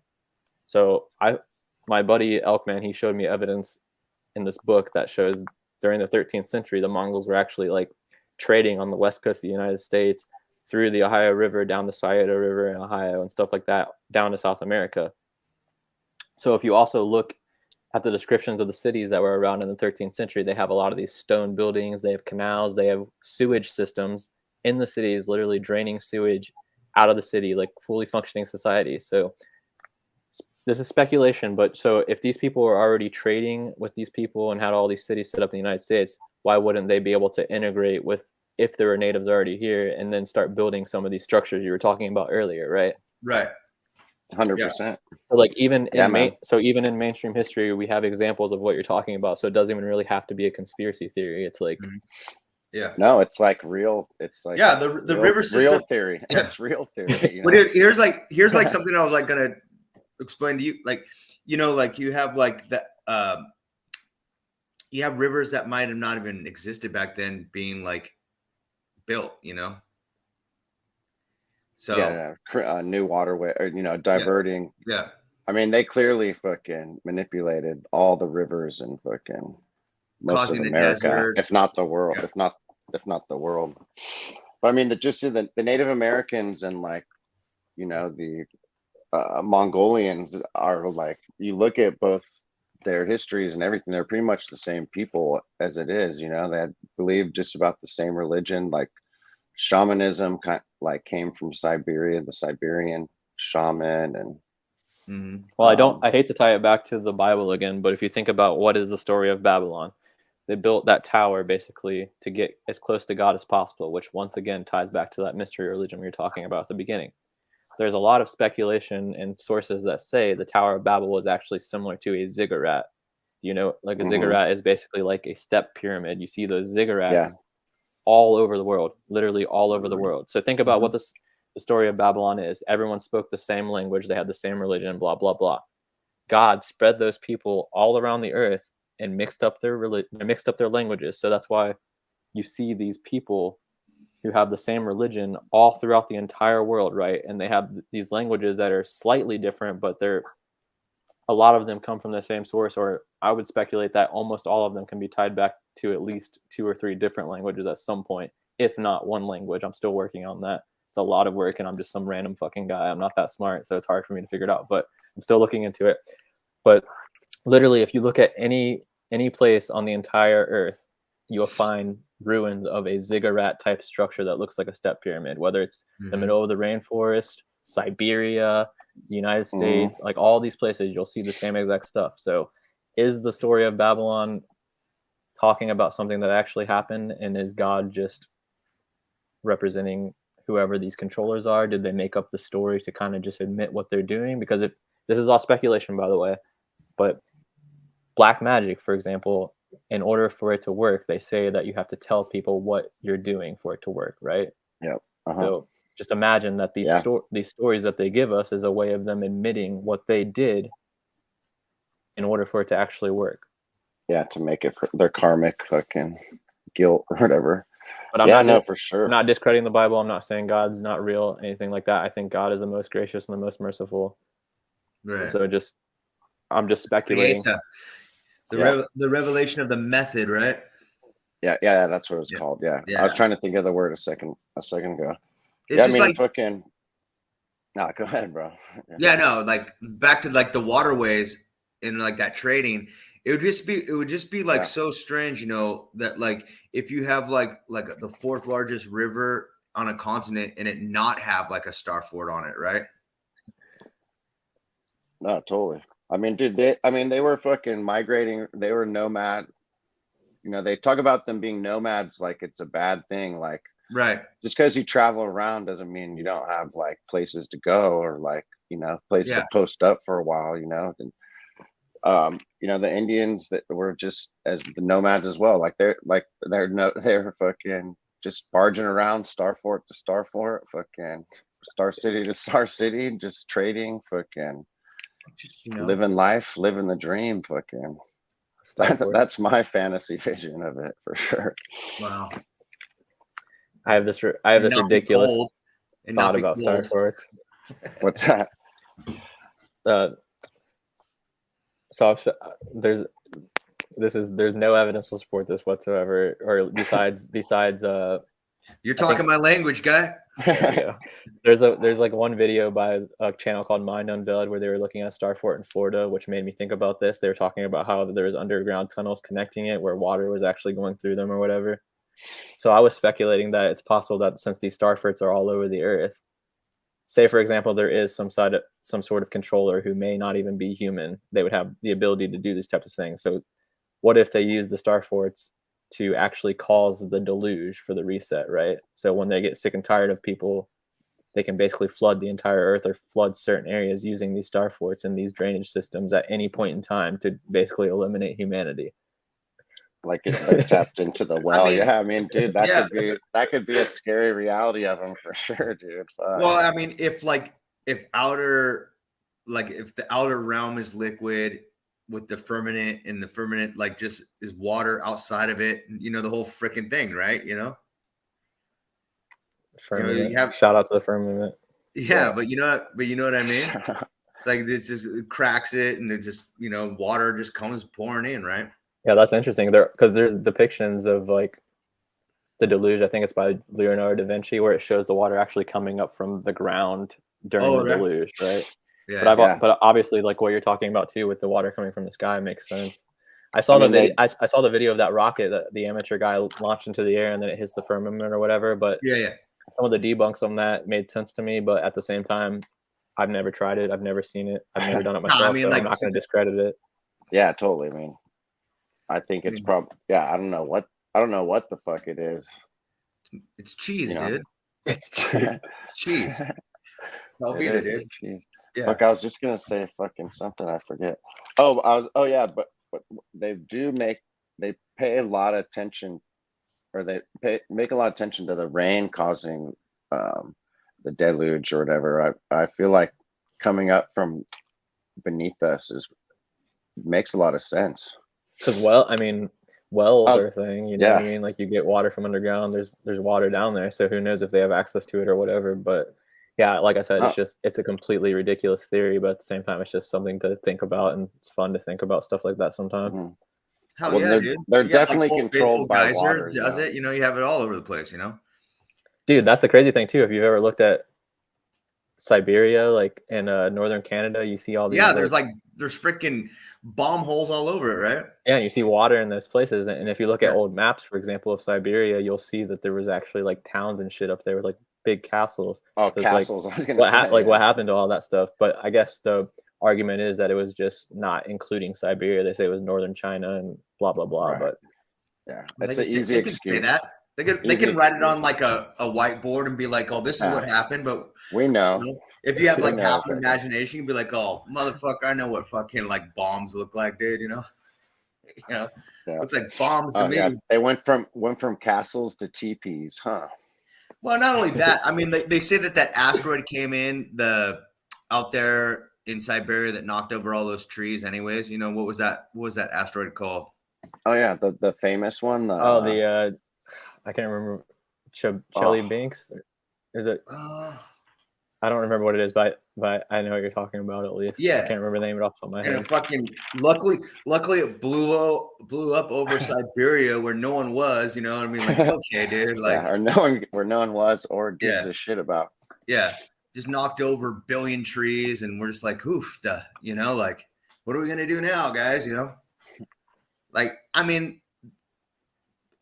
I just shared my. I always think like the wars and the dropping of bombs and you know, especially in Germany, especially in Japan, was half the reason why they were like dropping bombs in those specific areas was to probably knock out old technology of the Tartars, anyways. You know what I mean? Dude, whatever they had claims to. That's why it's so interesting, because if you look at World War II, the SS. Okay, first of all, let's start with their logo. It has those two runes, right? Do you know what those runes represent? The lightning bolt ones. Yeah, it stands for Tengri. No, it stands for the sun. So they're basically saying that there's two suns with that logo. So I always think that's interesting. But anyways, as far as like what you're saying, with covering up the Tartars, they actually sent a envoy to Tibet. The Ananurbe did, which is like basically like a group of Nazis who were trying to prove the existence of Atlantis and all that ancient stuff, like all the conspiracy theories. Yeah, all the stuff we're trying to figure out. But Britain also sent people over there around the same time to kind of like compete with them. And then obviously, you know what happened to Germany. Everything was eliminated. You can't really find documents about anything. You can't find like movies that were created during that time. You can't find the music that was created during that time, or at least I can't. So yeah, I also think that World War II is covering something up, and they also bombed that area of Pompeii and stuff. But this map right here, I'm obsessed with this map. It's my favorite thing for some reason. But I'm just going to show you what I'm talking about with that Siberia thing real quick. I don't know if you've ever seen this before. You probably have. Yeah, dude. Yeah. This is Fra Mauro awesome. map. I love this map so much. I'm obsessed with it. But yeah, this is allegedly all Siberia, all these towns up here, all these castles. And I don't know why they would make this stuff up. I found a translation of this too that kind of goes into all this totally Italian, I think. And this is a map that's like upside down, kind of, right? Yeah, we're looking south right now. So the bottom of the screen right now is the north.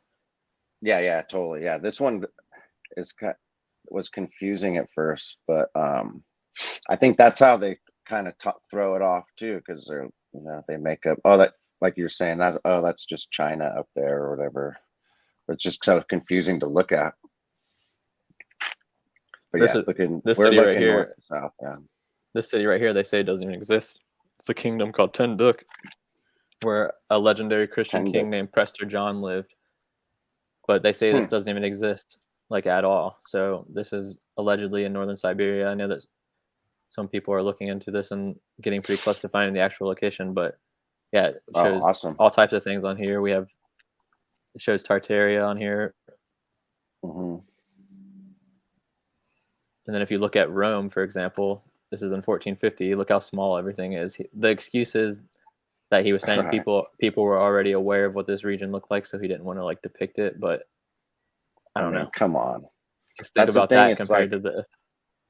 Yeah, they may put all this detail into this giant map, except this one part right here. It's like, no, that was the fucking. That's how it looked, probably. It's these cartographers are the best ever until they're not. Yeah, and even some of these descriptions talks about how much work he put into putting this together, like all the sources that he used and everything like that. It's like he was putting in his due diligence when he made this map. So, but yeah, all of this is gone now. It's just replaced with holes in the earth, apparently. So I just want to share that real quick because I love this map. No, totally. No, that was awesome, dude. Thanks for fucking. Yeah, that's the first time I've seen that. You should check it out, dude. Like, I spent so much time in it. There's another one, maybe I can send it to you, where you can actually click on each city and it gives like a translation, and it also gives a Google coordinate for what they think it is today. Awesome. Dude, that's awesome, because it's I don't think I've looked around Siberia that much, but at least like looking around Tibet and some of those more countries on Google Earth, it's just a mess, because like, I don't know, on purpose, I think, for sure, but like, they just don't call the cities the same that we do, What like? So it's hard. So I'm fucking It's not, stoked someone else has that's how I found figured this it out, interactive too. map. I was translating Awesome. it myself. I spent like probably 7 hours Fuck. translating this map by myself, and then I thankfully I'm going to send this map to you in the private chat so you can look at it later. But I came across this map that Yeah. actually did it for me, and I was so thankful. But I felt like an idiot for Awesome. wasting my time. But it's just I'll like, link damn. it in the thing. No, right but that's here. killer. I mean, fuck, that's what we Sick. do. Fucking. Yeah. Oh fuck Sick. yeah, man! Because like back, man, like When was that map from again? 1450. The one I just sent you is labeled 1460 though, so I think there's different versions maybe. So it's between Okay, 1450 and 1460. Library of Congress says it's 1450, so just depends on who you want to believe. Right. I mean, most people will quote them as God.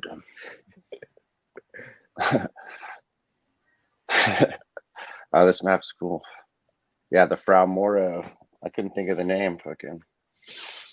Shout out to him. One interesting thing shout out about to that map Fra. too is that in England it says, or not, yeah, was it England? No, it was England. It says that giants lived there and that the survivors of the War of Troy actually like sailed there after the Battle of Troy and defeated the giants. Apparently, I'll send you I'll see if I can find the translation to send it to you too while I'm thinking about it. So forgive me if I don't talk for a second. I'm just gonna try to find it. No, it's all good. that's crazy. Like, so what do you think? What do you think? Like North Korea and South Korea, like that divide's all about then? Besides, you know. Oh man, I don't know for sure, but when every single place on the planet hates something, I tend to not hate them. Right. So for me, I think North Korea, forgive me if I'm wrong, I think North Korea is more than likely a nice place to live. From what I've looked into, it seems like when you're there, they promote being healthy, they promote exercising, you live with your family, you have your entire family involved in your life on a daily basis. Society has rules that people are obligated to follow that aren't necessarily overbearing. They put you into a position to where you're actually like contributing back to society and not being lazy and not committing crimes and stuff. Like that's what I'm saying. Like what's so bad about that? However, I will say I don't live there, so I can't really say whether or not it's a good thing. But as far as why that's divided up like that, I was talking with one of my friends the other day, and we were speculating that maybe they do have access to some of this history that we're looking for, and maybe their perception of what's going on is different there. So I don't know. What do you think? I mean, that's a good explanation to me, but I don't really know much about the sitch. So like what I thought maybe was like, because digging through it, I saw that they had like this big pyramid there that was like super big. You know what I'm talking about? No. And that North Korea? Yeah. North Korea has a pyramid that's like super big. Are you talking about is it an actual pyramid or are you talking about that? Yeah, building? Look it up real quick. Pull it up. North Korean pyramid. It's like it looks Is it the Ryongyang Hotel or is it something different? Because when you type that in, it comes up with that hotel I was thinking of. Yeah. But isn't it made out of rock or something like that? I'm not sure. I think I know you're talking about with that old photo where it was like in process of being built. I don't know what to think about that. What did you hear about it? No, I'm just like, I didn't hear much. I just started thinking like, I'm all, wow, like look at what they're doing. They have pyramids there like this and that. And like, so I almost thought like maybe, okay, cool. Like for them to exist, they might have like, not like the only reason they exist. Talking about this thing? Yeah. Or something. Step pyramid, North Korea. I just think that they. Oh, that's interesting. I've never seen that. I think he's talking about maybe that hotel. Like, there's old photos of that hotel right there that's a little bit above it, where it's like it's actually an older photo, like that one right there. Yeah, it just like looks. They have pyramids and it's like they're built all over the place up there. So I haven't seen much of that, but there are pyramids all over China. Like for example, this guy named Chuck, who unfortunately passed away last year. Rest in peace to him. He has a video on his channel where he shows in one small area of China 79 different pyramids just in one city. So I wouldn't put it past there being pyramids there. No, totally. So like, there's a bunch of these where they're mountains that are like clearly, have four sides or whatever. Yeah.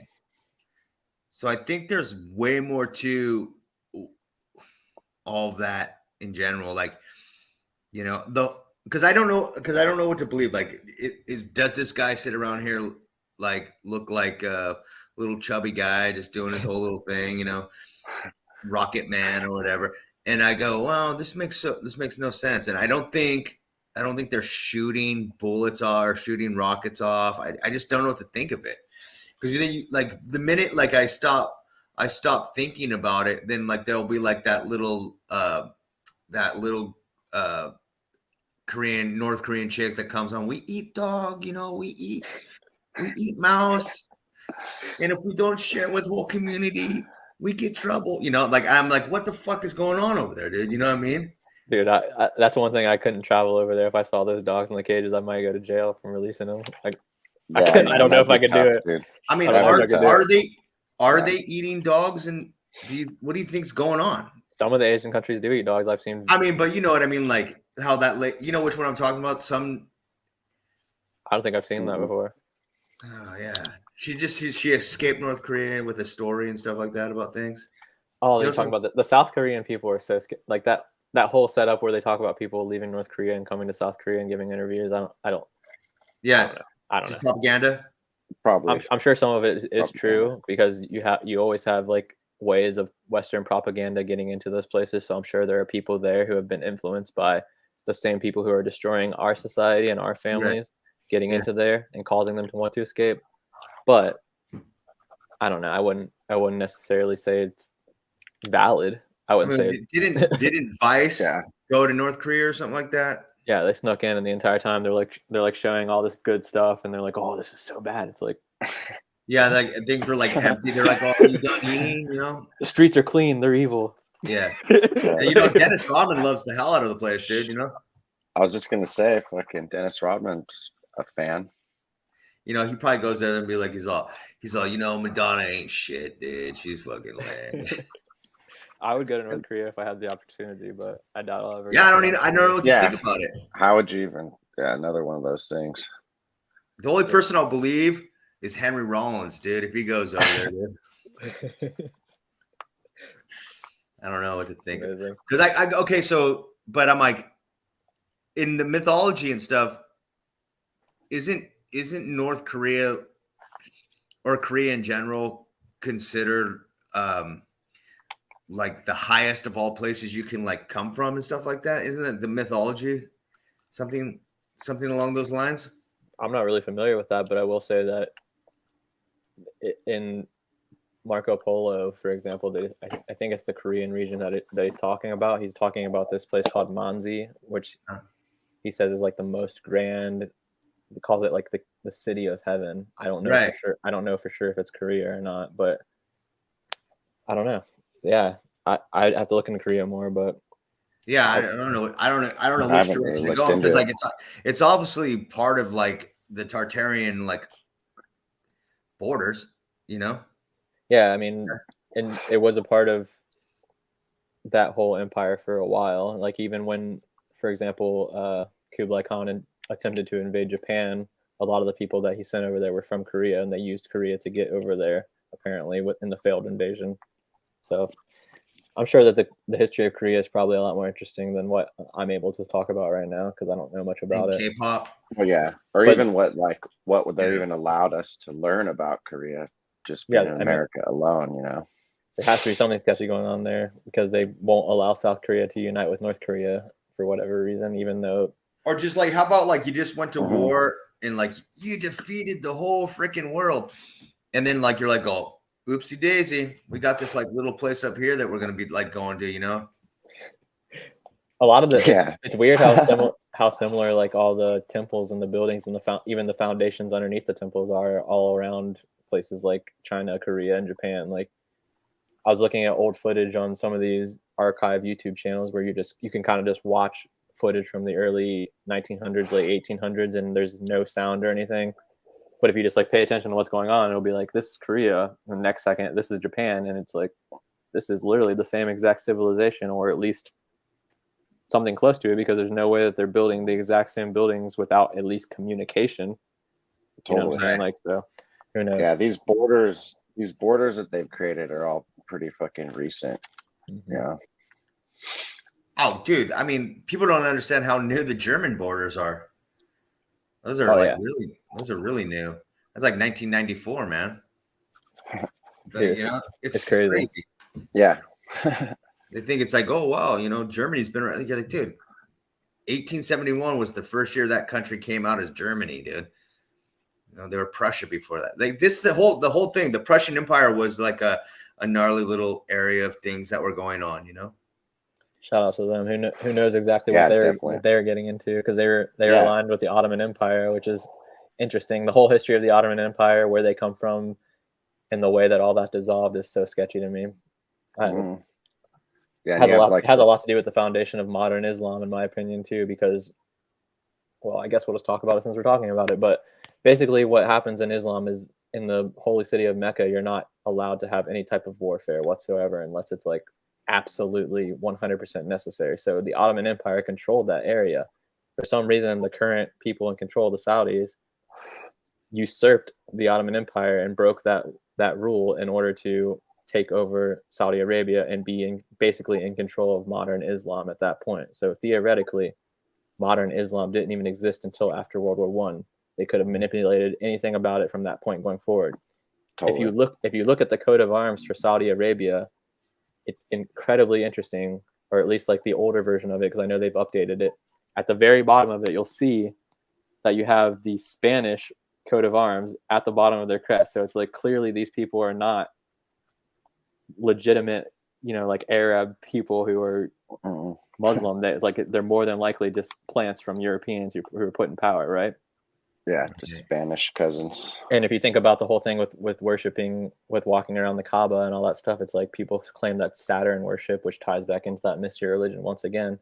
Right. It's just all of it is sketchy. It's like, if you read the Quran, it's a lot different than what in Islam. You have two things: you have the Quran and you have the Hadith. The Hadith is the way that the Prophet allegedly lived his life, and that's basically how every Muslim is supposed to live their life too. So like, it tells you how to brush your teeth, it tells you how to, you know, do literally every single aspect of your life.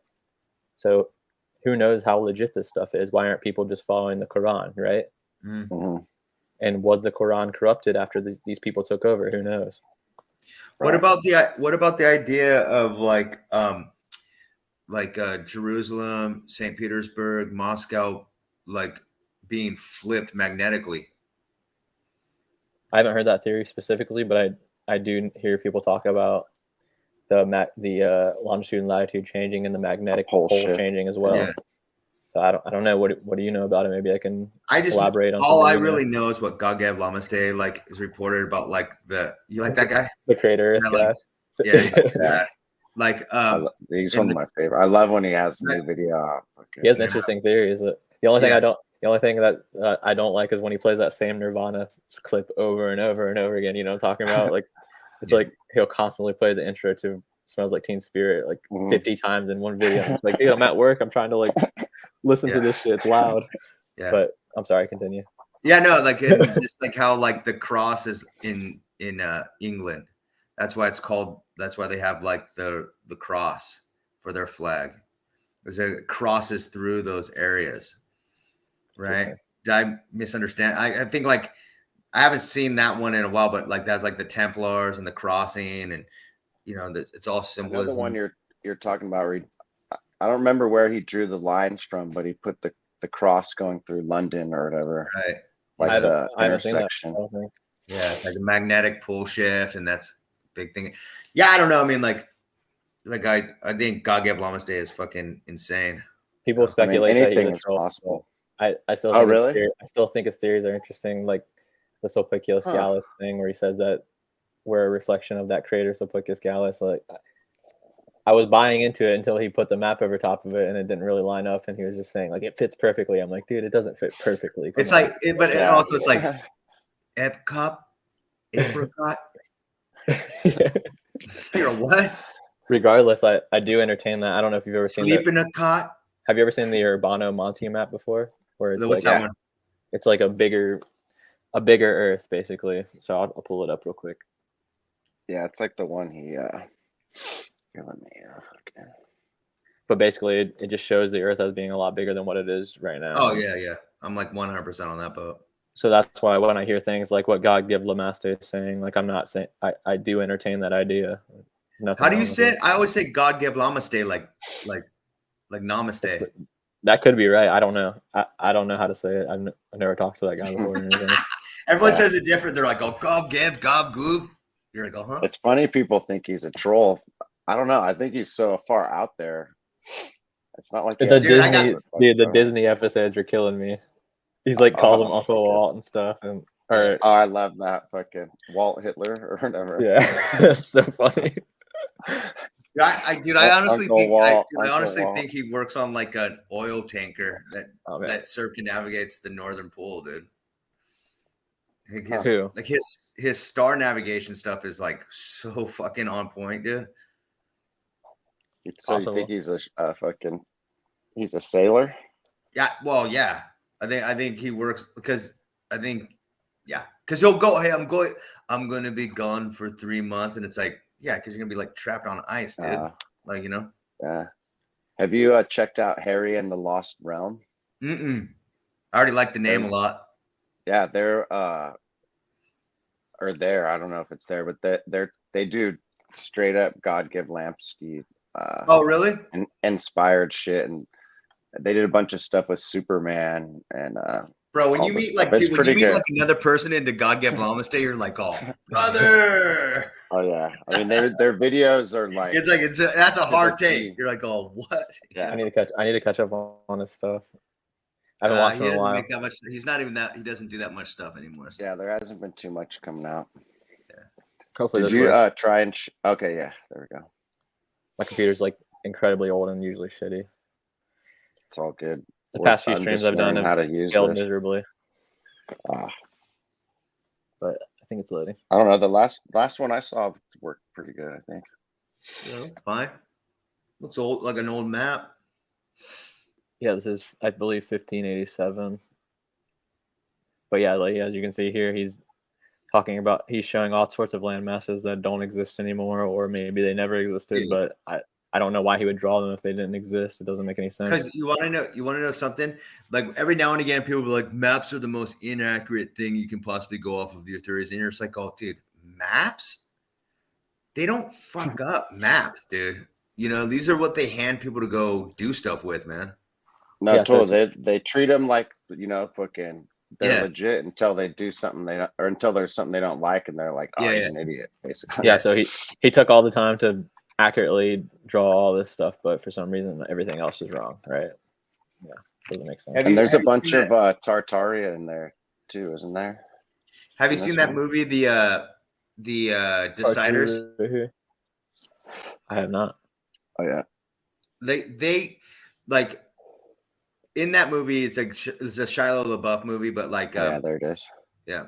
But they literally pinpoint like a flag in that movie through just using like stars, man. And so if you know how to guide yourself around by the stars, this stuff is so making a map. You would know that like this stuff is accurate. Yeah, I would love to learn how to do that, honestly. No, that's totally. that's the type of stuff they should be teaching us in school, but they don't. Oh yeah. No, 100%. I mean, dude, you could be doing that fucking driving around with your car and shit. Yeah, speaking of that, there's And this observatory. Go ahead. No, I was gonna say there's this observatory by my house where I've been trying to get tickets to. There's no way to buy tickets on the internet. You have to call and leave a message, and then they decide whether or not they're gonna call you back so you can buy a ticket. Isn't that like incredibly sketchy? What? And they even say on the website that that it's not guaranteed that you get to use the telescope, even if it's clear night. Oh. So ridiculous, but I'm hoping I can get in there at some point in the future. We'll see. Yeah, they probably open it on like super foggy nights. You can't see. Thought about just once. I don't know. I know for a fact that when I'm like 50 or 60, I'll definitely break in there, no problem, and just use it and go to jail. I don't care, but I can't right now. Obviously, I have a job and responsibilities. Yeah. Yeah, when you're like 50, you can claim that you have like a urinary tract infection. It made you crazy, and they might just let you go, dude. Yeah, exactly. I'll be less of a threat at that point. Well, why'd you do this? You're like, oh, I have a urinary tract infection, man. It's fucking make wrong decisions. The cranberry's not working anymore. Cranberry juice wore off.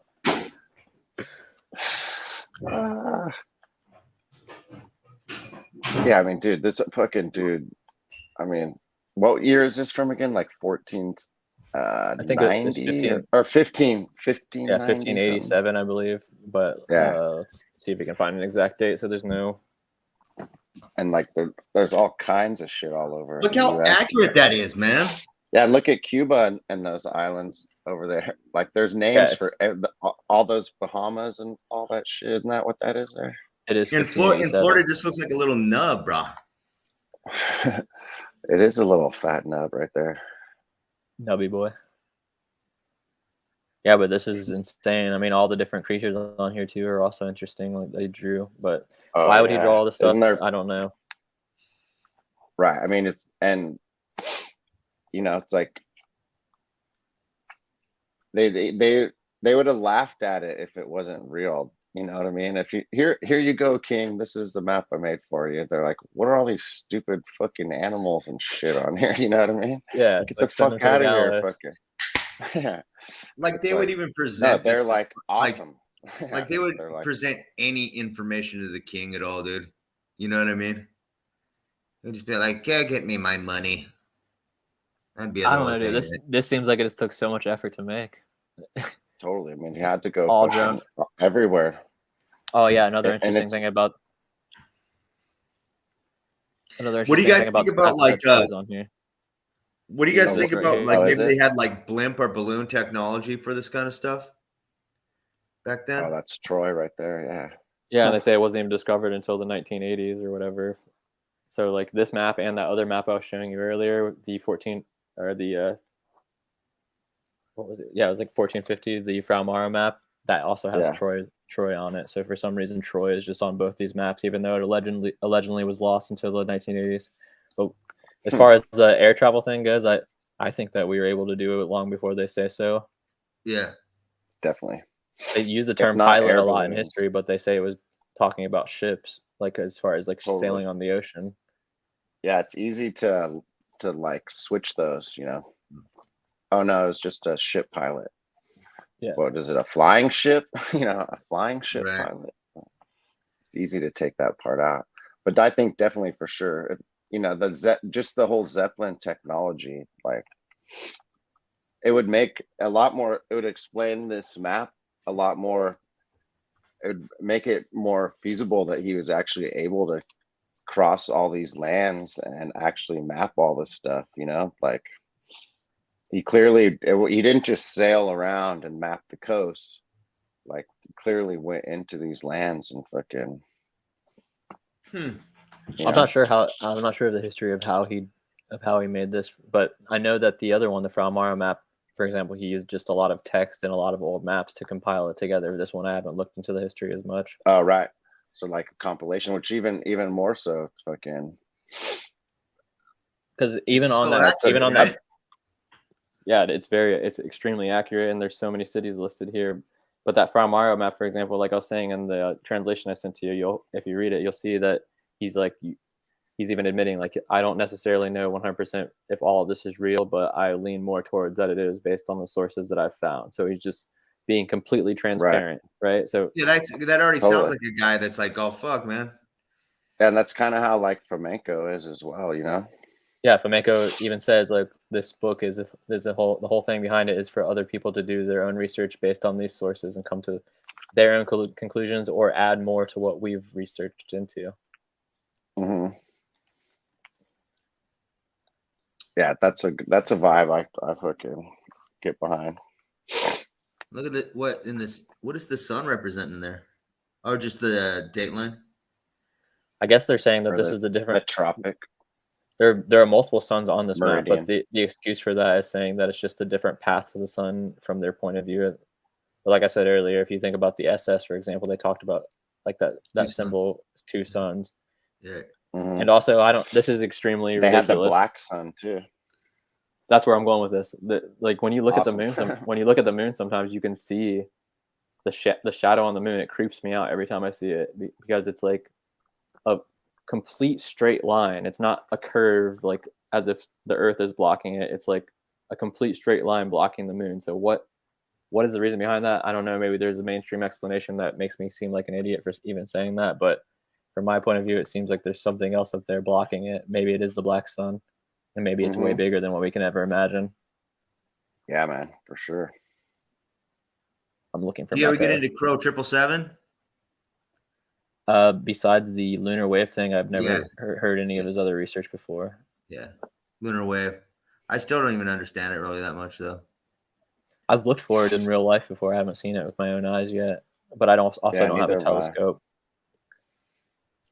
It definitely sounds like he put in a lot of hours before he came across that thing. Yeah, my buddy Elkman, he has a P1000. He took footage of the moon on it, and it's like extremely clear. And the entire time I was watching the video, I was just waiting to see the lunar wave. That was the main thing I was looking for, and I never saw it. So I don't know exactly how he got that footage or where it comes from or anything like that. But I'm not saying it's not true. The moon is very sketchy. Totally, it's sketchy. It's weird. And it's hard to see. It took me a while before I finally did see it. And it almost just looks like, on the TV when it like shifts between screen, like when it's staticky or whatever, and like it'll like move. The frame will like move, and you can kind of see it. It kind of looks like like a refresh line or something like that. So do they on this map do they point out like Ireland and the Celtic or anything like that? Yeah, it's interesting here because I want to go up to Ireland in a second, but as you can see right here, Mecca and Medina, it's not correct. Medina should be north of it. Huh. Strange. That's strange, but okay, let's go up to Ireland and see what's that. I mean, there. Yeah, that is a trip. Those things are super fascinating when you see something that's like so accurate, but then like on the last map, the Italy, it's like there's no castles or anything or something like that. That's just mixed. It's like, okay, well, what did they do to, post this that fucked it? They probably paid him cash, like, under the arm, like, keep us out of this bed. Yeah. Make it look like a boot. Yeah. Take a couple tomatoes to your mom. So yeah, here we go. We have Ireland here, Britain, Scotland. Okay. They call it Irelandia. The mysterious Friesland that doesn't exist apparently. Yeah. What is up with that? That's so crazy. Have you read that article about the 7 islands in the Pacific that don't exist anymore? No, but I'd like to if you want to send it to me. I mean, I'd have to pull it up. I don't save anything on this freaking guy. I just read them and let them go, babe. You read them and move on. Was one of those islands fucking earlier, Cthulhu's fucking home. I'm not quite sure. I read it every so often and just let it go. I just kind of like. He's on a sunken island. Apparently there is the atolls. Atolls are like islands that have eroded away to like almost like a flat plateau or something like that. Well, it like it fits into like their stupid narrative of like the seas are rising because of global warming and stuff like this, And I haven't really figured what are you guys figuring out about that narrative? Is it just another like media hyped thing? The whole global warming thing? The flooding and all that stuff. Because I've just totally denounced it completely. I think you can go first. I'm pulling up a map. Okay, I was just gonna say, I'm sure there is like some global warming maybe, but I don't think whatever this whole operation is, I think is probably furthest from the truth.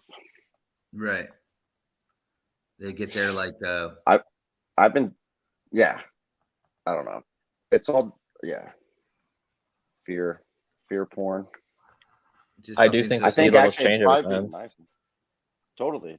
Absolutely. I don't know the reason behind it. Like, for example, this map I'm about to pull up right now, you'll see that for some reason there's a land connection between Alaska and Siberia that still exists in 1560. Right. on this But map. And it even shows there cities. was no land bridge. But that was ice. I'm showing you. I think it should be up now. Yeah. So, all right. Yeah, so this yeah. is, as you can see right here, this is Tibet, Magog, all that stuff over here in Siberia and Asia, and then this is North America. And for some reason on this map, it has cities in this area that should be ocean. So I don't know if this is just completely wrong, or if potentially. Yeah, I felt that it was a lot more connected than they've said. It could have been their first. Yeah, definitely. Possibly all those volcanoes up there fucking changed the whole landscape and flooded that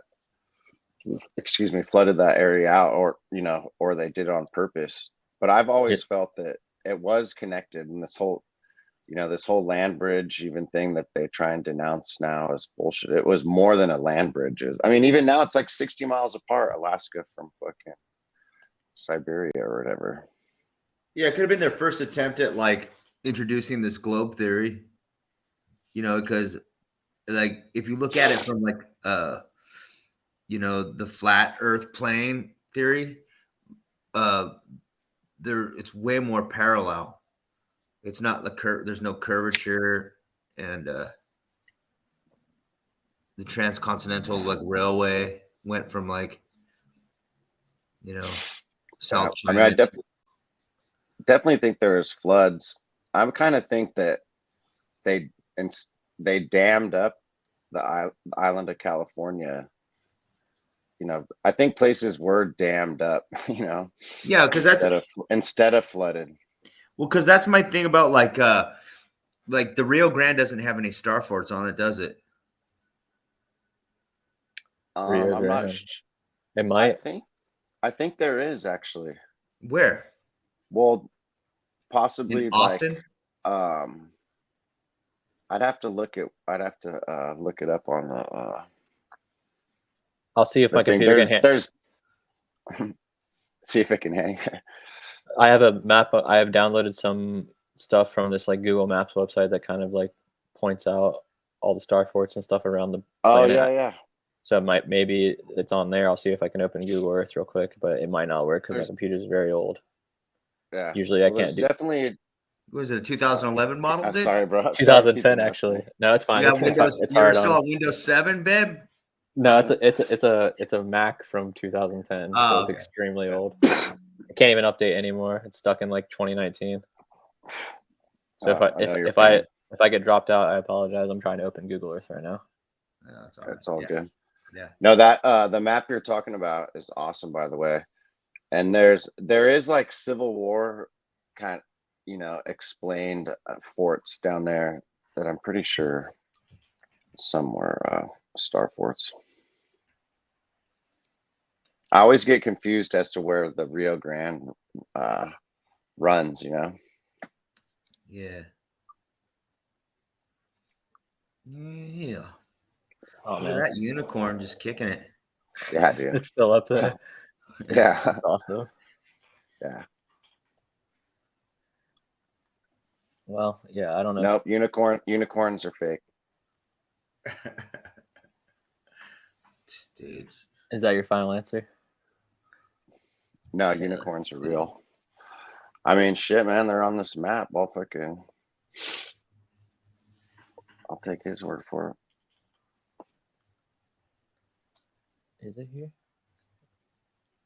Oh man, I guess it's not. I didn't download the Starfort one yet. I guess I only have the Mounds one. Sorry about that. False flag. No, it's all good. All good. The Mounds is another thing. Sorry. No, I was gonna say. I hear gray bears like. Do you have a gray bears in Ohio? I don't know what that is. Oh, it's like this place where people go donate shit, electronic stuff, and they refurbish like Macs to like brand new. They're like really cheap. I haven't heard of it. I was gonna go over to the one near my house and like see about like swooping one up because I don't have a Mac. I got this from one of those used stores. Yeah, it was pretty cheap. It was refurbished and yeah. Until it stopped updating, it was awesome. Yeah. Until its timer ran out. I just get the cheapest PC that I can find like every single time. Yeah, I desperately need to update. I just don't. I don't know. Money is rough It's Yeah, I got you. Yeah. Dude, for sure, bro. They don't make it easy. like I what was gonna breaks. say the mounds. Sorry. Got that Just vape dying line. over here. What about you? Can you pull that map up, Casey? I don't think I have that downloaded either. Oh, yeah. But I can pull up fucking the Google Earth machine if you want. Let's get in the helicopter.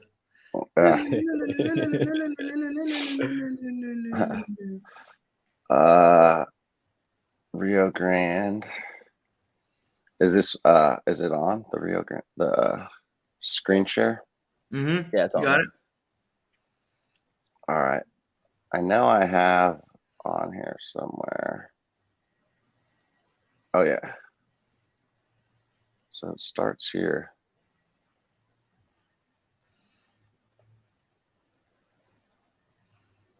Where does it go?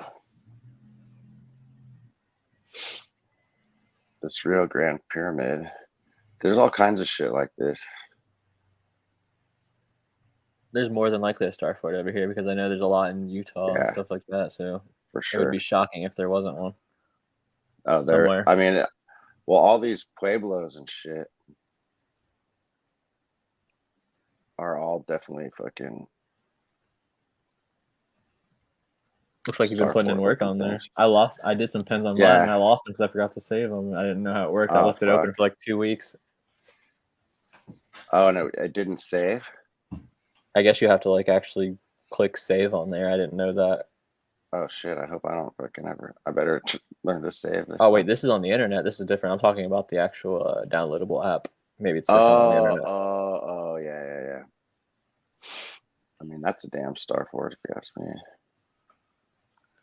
Give me 1 second, I'll be right back. Okay. Where's it? Fucking Rio Grande. I forgot that's where we were. Well, Oh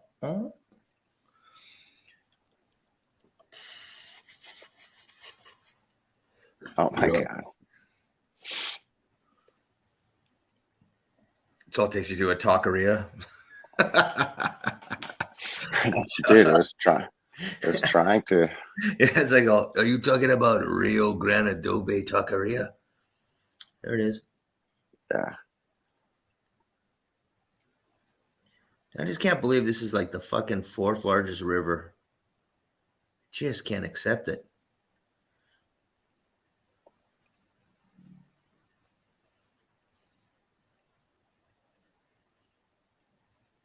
I mean, it comes out in Austin or something like that, right? Or it hooks up with like Dude, I don't know. I'm like a fucking total retard right now. Oh no, is this the Rio Grande right here? Oh, did you ever watch that like Rio Grande? Here it is. There it is, bro. Fucking so this Fort Craig.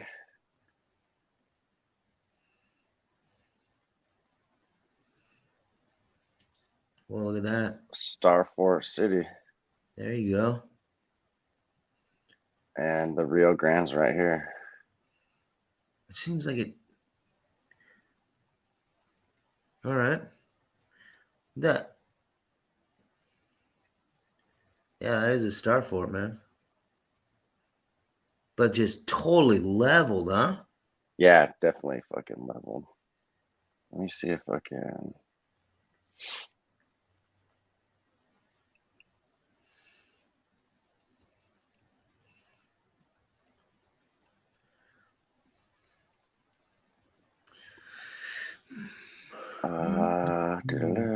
It's over there in New Mexico. Dang, dude. The Treaty of Guadalupe called for the construction of a series of forts along the boundaries between Mexico. Okay. Yeah, dude, all these fucking things are always the same. These ones. Yeah, so did you just jump back in? Yeah, I've just got, like, as soon as you're in the Fort Craig, that's as much as I know. Oh, is that one? Okay, nice. Yeah, so the Fort Craig is like right on the fucking Rio Grande. For some reason, fucking, I'm a complete retard on this right now. What's that green thing there? Is another little settlement right along it? Yeah, I don't That's so know. weird, man. Yeah, it's interesting. It's a good find. I don't know, but I don't look much into Starforts, honestly. So all this stuff is interesting to me. Most I've looked into them is just other people's videos that I watch from time to time. Yeah. I forget what was up with this Fort Conrad. The coolest southwest one, I think, would be what's it called? Where is it? Mound. Oh, the mounds. Oh, I was gonna say the mounds earlier too. Right the there, mound Scythian. question mark. Oh yeah, the Scythians were all mound builders and shit too. Like it looks exactly like all the Native American mounds and shit. Yeah, look at that. Yeah, that's like a worldwide thing, dude. It's unbelievable. That's why I'm saying, like, I think all the totally. religion was collected, kind of like what you're saying earlier too. The religion is connected, and it seems to be based on that whole Tower of Babel type story. Yeah, and you were thinking how Tengrinism ties into that too. Like, because it wasn't Tengrinism's like worship. Is it the sky? Yeah, god sky or god, the mountain god. Oh, okay. So but they also have the concept. The mountain. They have the concept which you find in Judaism and all the Abrahamic religions about the Messiah coming too. So that's just the most interesting part of it to me, is that it has that connection to the Abrahamic religions, but it's not really like promoted in that way, I guess. Yeah, totally. And a bunch of the symbolism is like, there's like runic stuff and like Native American kind of looking stuff too. It's been a while since I looked at it.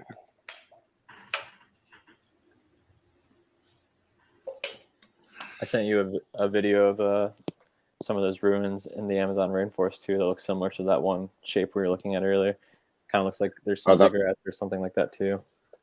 In the awesome. Private chat, but yeah, this Tengri religion is very interesting to me. Like I said, I haven't looked into it too much yet. Just came across it thanks to Luke from Ancient Historia. He brought it up, and when we were doing a stream, and I was shocked. Awesome, yeah, it's really neat. It's been a while since I looked at it, but all kinds of shit comes up, like these Orkhun inscriptions. They're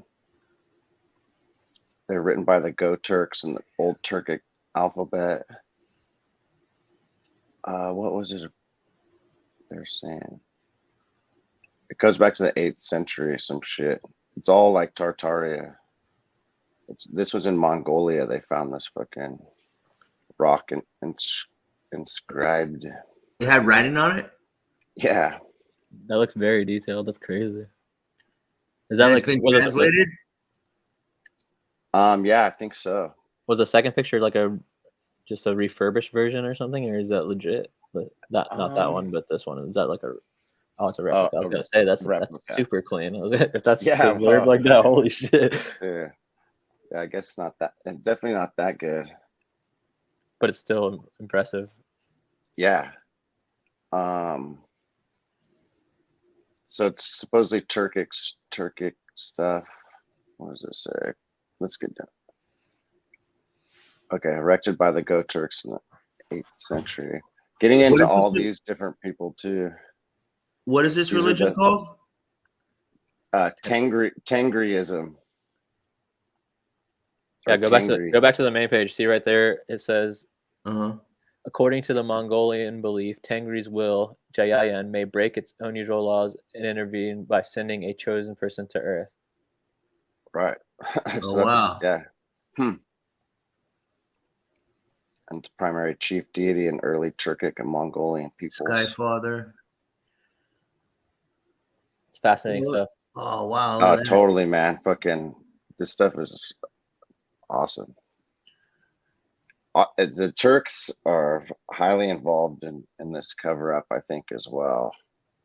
I speculate that the Ottoman Empire, I haven't made the connection yet, but I'm pretty sure that I'm going to be able to, that they literally are direct descendants of the Yuan dynasty of China, aka the Mongolians, aka the Tartars, because during the time of Kublai Khan, he had one of his, like, it stretched all the way to the Levant and basically Turkey.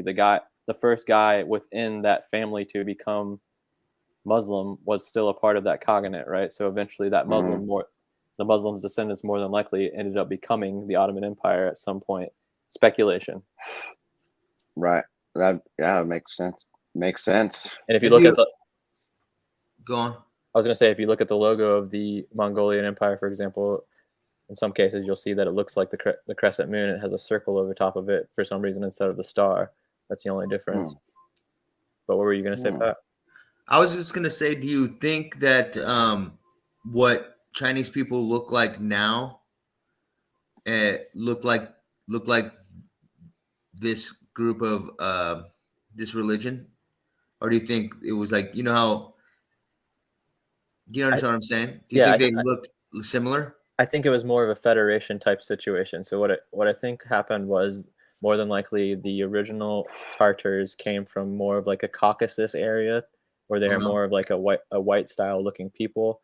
And then over time, they eventually conquered all these other lands. So basically the same way that we have Russia today, where each area is like a different type of people. You have autonomous regions, you have oblasts, you have all this different stuff set up, but they basically pay tribute to the same centralized government. So I think that's more of what it was like. So yes, you had Chinese people who looked Chinese, but they were under the same rule as the people who looked like they were European on the other side, and they all cooperated and they were together. That's why you had Christianity, Islam, astrotheology, Zoroastrianism, all these different religions existing underneath the same people. So, because I remember there was this boxer a while back who looked white and Chinese at the exact same time, if that makes sense. No, it does make sense. There was a video I posted on my Instagram earlier where there was this Tartar lady who was in Turkey with her daughter, and she says without intending to, while she was in Turkey, she speaks the Tartar language. She could understand the Turkic language without even trying to.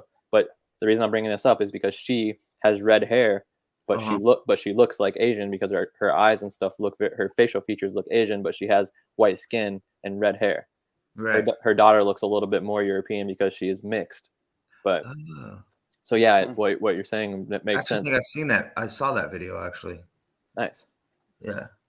So yeah, it's just a mixture of people. Like there was basically just like they were cooperating, or maybe they were forced to cooperate, but they were still cooperating at some point. And I think the biggest downfall of that civilization and many civilizations throughout our history was a result of partible inheritance, which partible inheritance is when the leader dies, instead of just having one successor, they pass it to multiple different sons or multiple heirs, which causes, of course, you have humans always are greedy and they have egos, so they fight amongst each other and they want to have absolute power instead of having it divided up. So during the time of Kublai Khan, he was the first one to like kind of unite everyone. He still had some civil wars going on, but when he passed away, he had 4 different sons who took over, and they started fighting, and it kind of broke up. One thing led to another. A guy ended up converting to Islam, which you probably, I don't know if you know this about Kublai Khan, but the book of Marco Polo, the only reason that it even exists is because Marco Polo's uncle and his father accidentally met Kublai Khan, and then Kublai Khan sent them back to get the Pope to send 100 Christians back with him to Mongolia to convert his people to Christianity. So it's like one of the biggest missed opportunities in history, because there was no Pope when Marco Polo's father and uncle got back. There was no Pope at that time, and for some reason one wasn't getting elected, so they were going to go back. But when they were leaving, a Pope was finally elected, a Pope named Pope Gregory. Instead of sending 100 people with them, he only sent 2 guys for whatever reason. So it's like the biggest missed opportunity in history, in my opinion, because you could have had the unification of the Roman Empire, the Holy Roman Empire, with one of the biggest empires in history, which was the Mongolian Empire. If you look it up, they controlled 1/4 of the world's population at that time, and according to mainstream history. So for some reason, these 2 guys that were sent back with Marco Polo's dad and Marco Polo's uncle, they got scared and they dropped out, which you would think if they were actually Catholics and they only feared God, they would not abandon their mission, but for whatever reason they did. So I don't know. It's completely fascinating to think about that. And like that coincides with like the Hams. like Ham, that. the Ham boys, Yeah, the descendants of Ham. yeah, Yeah, John Levi had a video recently where he was talking about how the different cities in Asia had ham at the end of them and stuff, and he thought that was fascinating. right. Like the Asian people are descendants of Ham, but they Yeah. also say that some of the people over there are descendants of Japheth, so it's kind of confusing. Right. Well, not only that, like there's also like an island. What is the island where like the actual uh they're like dark skin, they look more like Aborigine people. Like it starts with an M. Like God dang it. Can't remember it. I'm not But sure. they're more like there's a lot of Aboriginal. people like that I know about, but I'm not sure of the specific one that you're talking about. It's like it's like it kind of just butts up against the out of Africa like theory of like this is like the first civilization. They're still kind of they still kind of exist, kind of like how Aboriginal people still kind of exist. But if you're talking about an island off Africa that starts with M, the only one I can think of is Madagascar off the top of my head. So I don't know. No, it's more off of Asia. Like it's just I can't remember what it is, but I was like yeah, I wish I had a better memory for like the actual name, because it was like when I started reading about it, I was like, oh well, this is like super interesting, and this is provable through like genetics and shit, you know. I'll just look up a map real quick and see if I can spot it. Like Malaysia. Yeah, I'm like Malaysia, or but it's also like it's close to Malaysia, but it's another. I can't remember. They have a lot of early Myanmar, maybe. It's not an island though. But it's like like oldest civilization in Asia or something like that. I don't know, but I see something called the Maldives. I see Malaysia. It's actually an ethnic group. Yeah, I'm not sure, but yeah, but they're more like Aboriginal people, you know. And like I don't think they even like they haven't even made a link with Aboriginal people yet, right? It's still just the mystery, the missing link of like. Don't they say that about Aboriginal people from Australia? They're just not related to like many other human groups, right? I'm not really familiar with Australian history, but I know that people that live there say it's really sketchy. I haven't looked into it too much, and I don't know. I guess I haven't got there yet, maybe. But as far as the African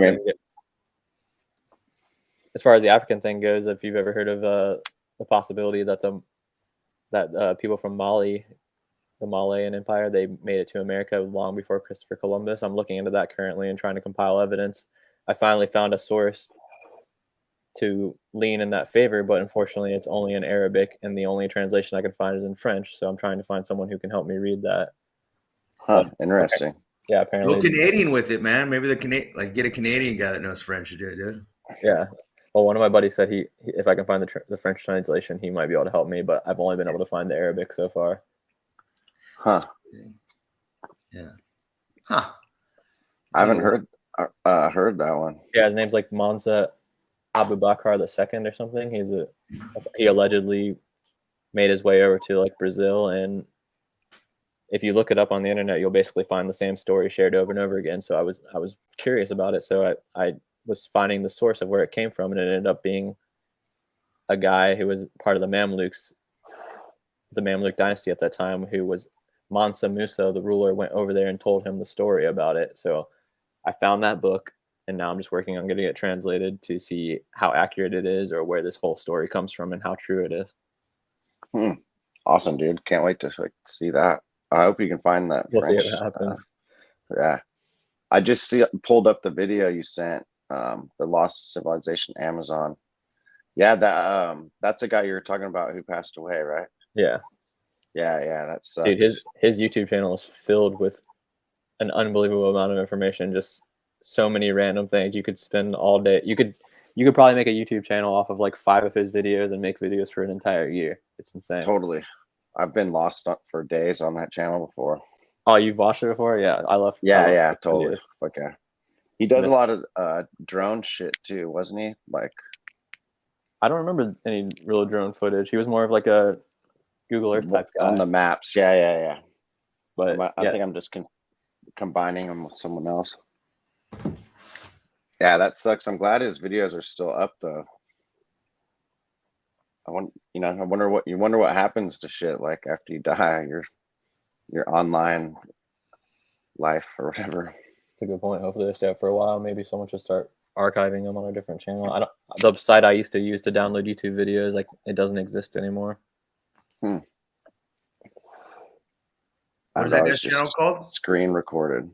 CFApps 7865. It's in the do you have the private chat link on the side of your thing? Oh, I do. Look at there it is. All right, cool. Yeah, cool. It's private. Yeah, I mean, we could watch some of that real quick if you guys want to. Just show a little bit of it because it kind of relates to what you're looking at on Google Earth. It's pretty interesting. It's like an area of the Amazon rainforest that was carved out, and he ended up finding all these ruins in there somehow. I don't know how he did it.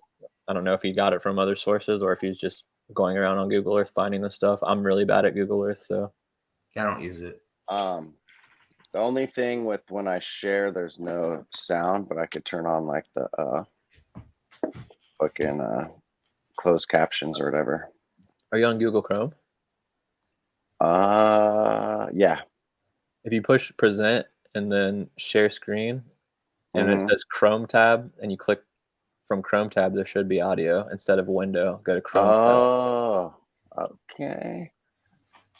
Man, learning stuff every day. I have a video here for you today, and this Can one you guys hear that? I was reminded Hell of. yeah, dude. This is the first time we ever had it, dude. I was watching dude. a TV Fucking show A. a few Fucking nights ago, retards. and this is the subject. They don't make it easy. No. And I Is couldn't it loud find enough? anymore. Yeah, I think I perfect. did a whole page of videos about a year ago. Okay. That I made a little over 2 years ago, and that was one of them. But this is the lost civilization of the Amazon. As we back out here, you can see how this whole area of northern South America is covered tropical rainforest, but there is an area here that has been cleared. The forest has been removed, and what was found here is really remarkable. A civilization that was vast, and they left us some ruins here.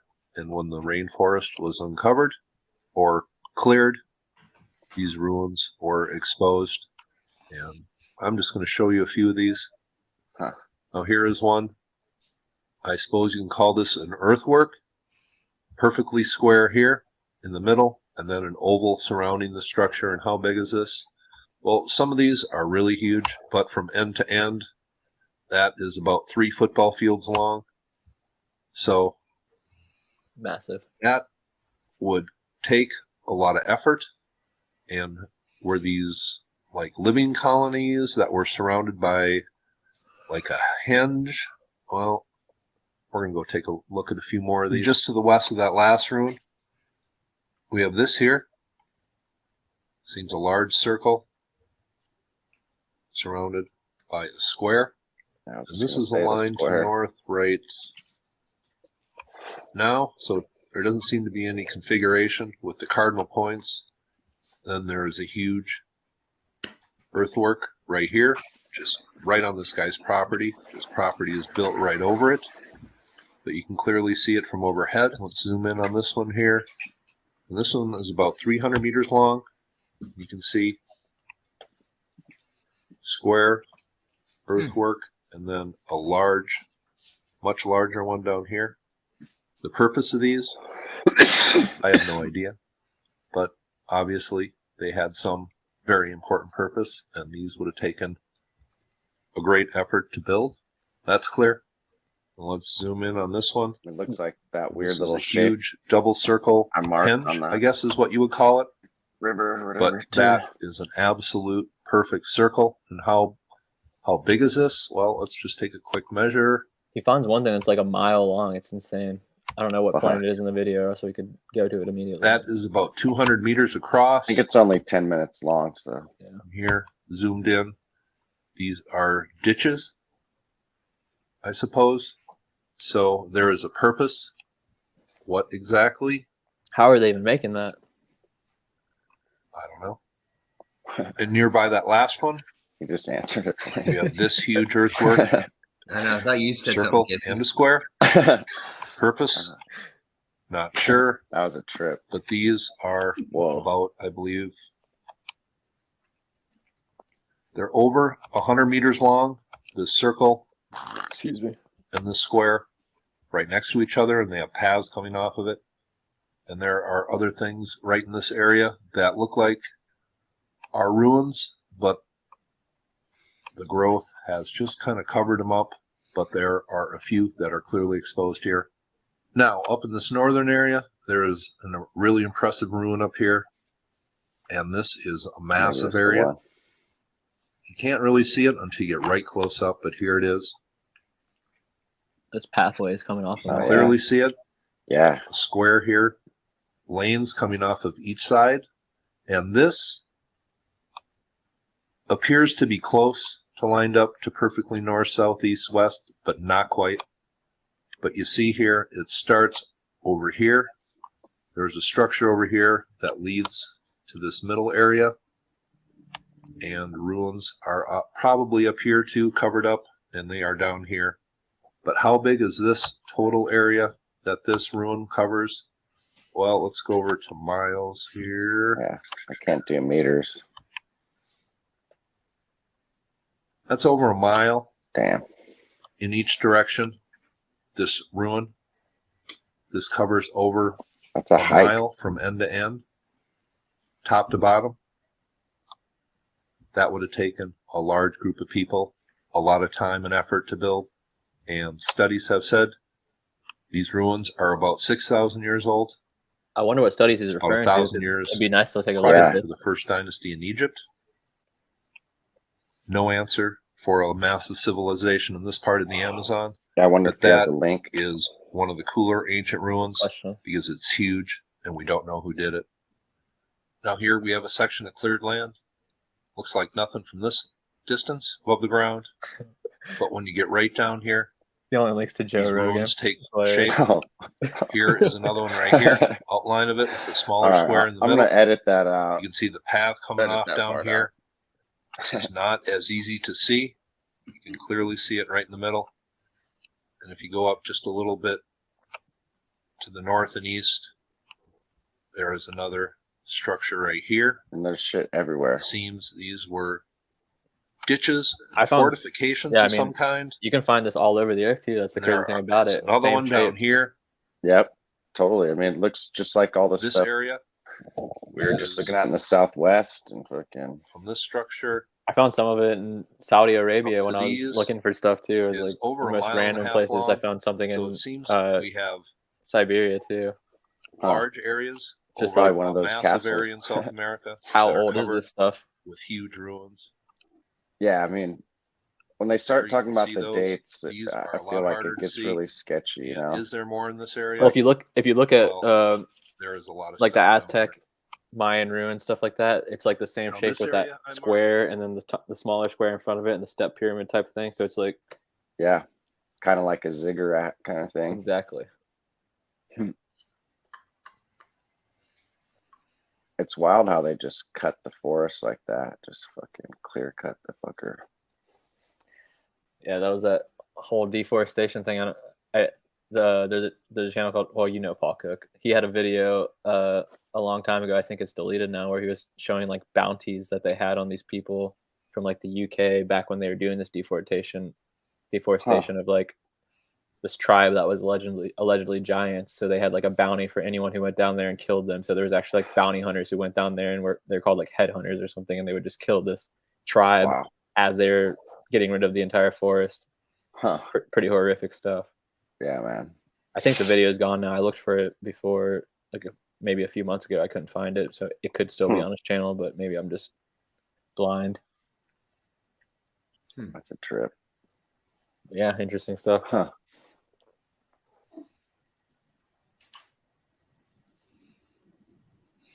Like, what Yeah. would you possibly think that is besides, I guess, like temples or something? I don't know, like basically ziggurats with pathways going out of them. Like, what would be the purpose of that there? Or like, what are they, forts? You know what I mean? Like, what? Yeah, I think more of like the temple or, something like that. How many would they Is- need though? You know what I mean? Yeah, I mean, that's the other thing. So maybe it wasn't just temples. Maybe it was just fucking Like places walled or settlements. settlements. Yeah. Yeah. And it could just be a small piece of the picture too. Like how much isn't leaving an imprint, is totally buried. We had all those explorers looking for those lost cities in the Amazon rainforest, which is basically where this is at. And that one guy ended up going missing. I forget what his name is. He was looking for the lost city of Z. Yeah, what the fuck was that? But they were gonna make a movie about him and everything recently, but it never came out. But I don't know. Fuck, what's the name? Super That's sketchy. right. Yeah, big time.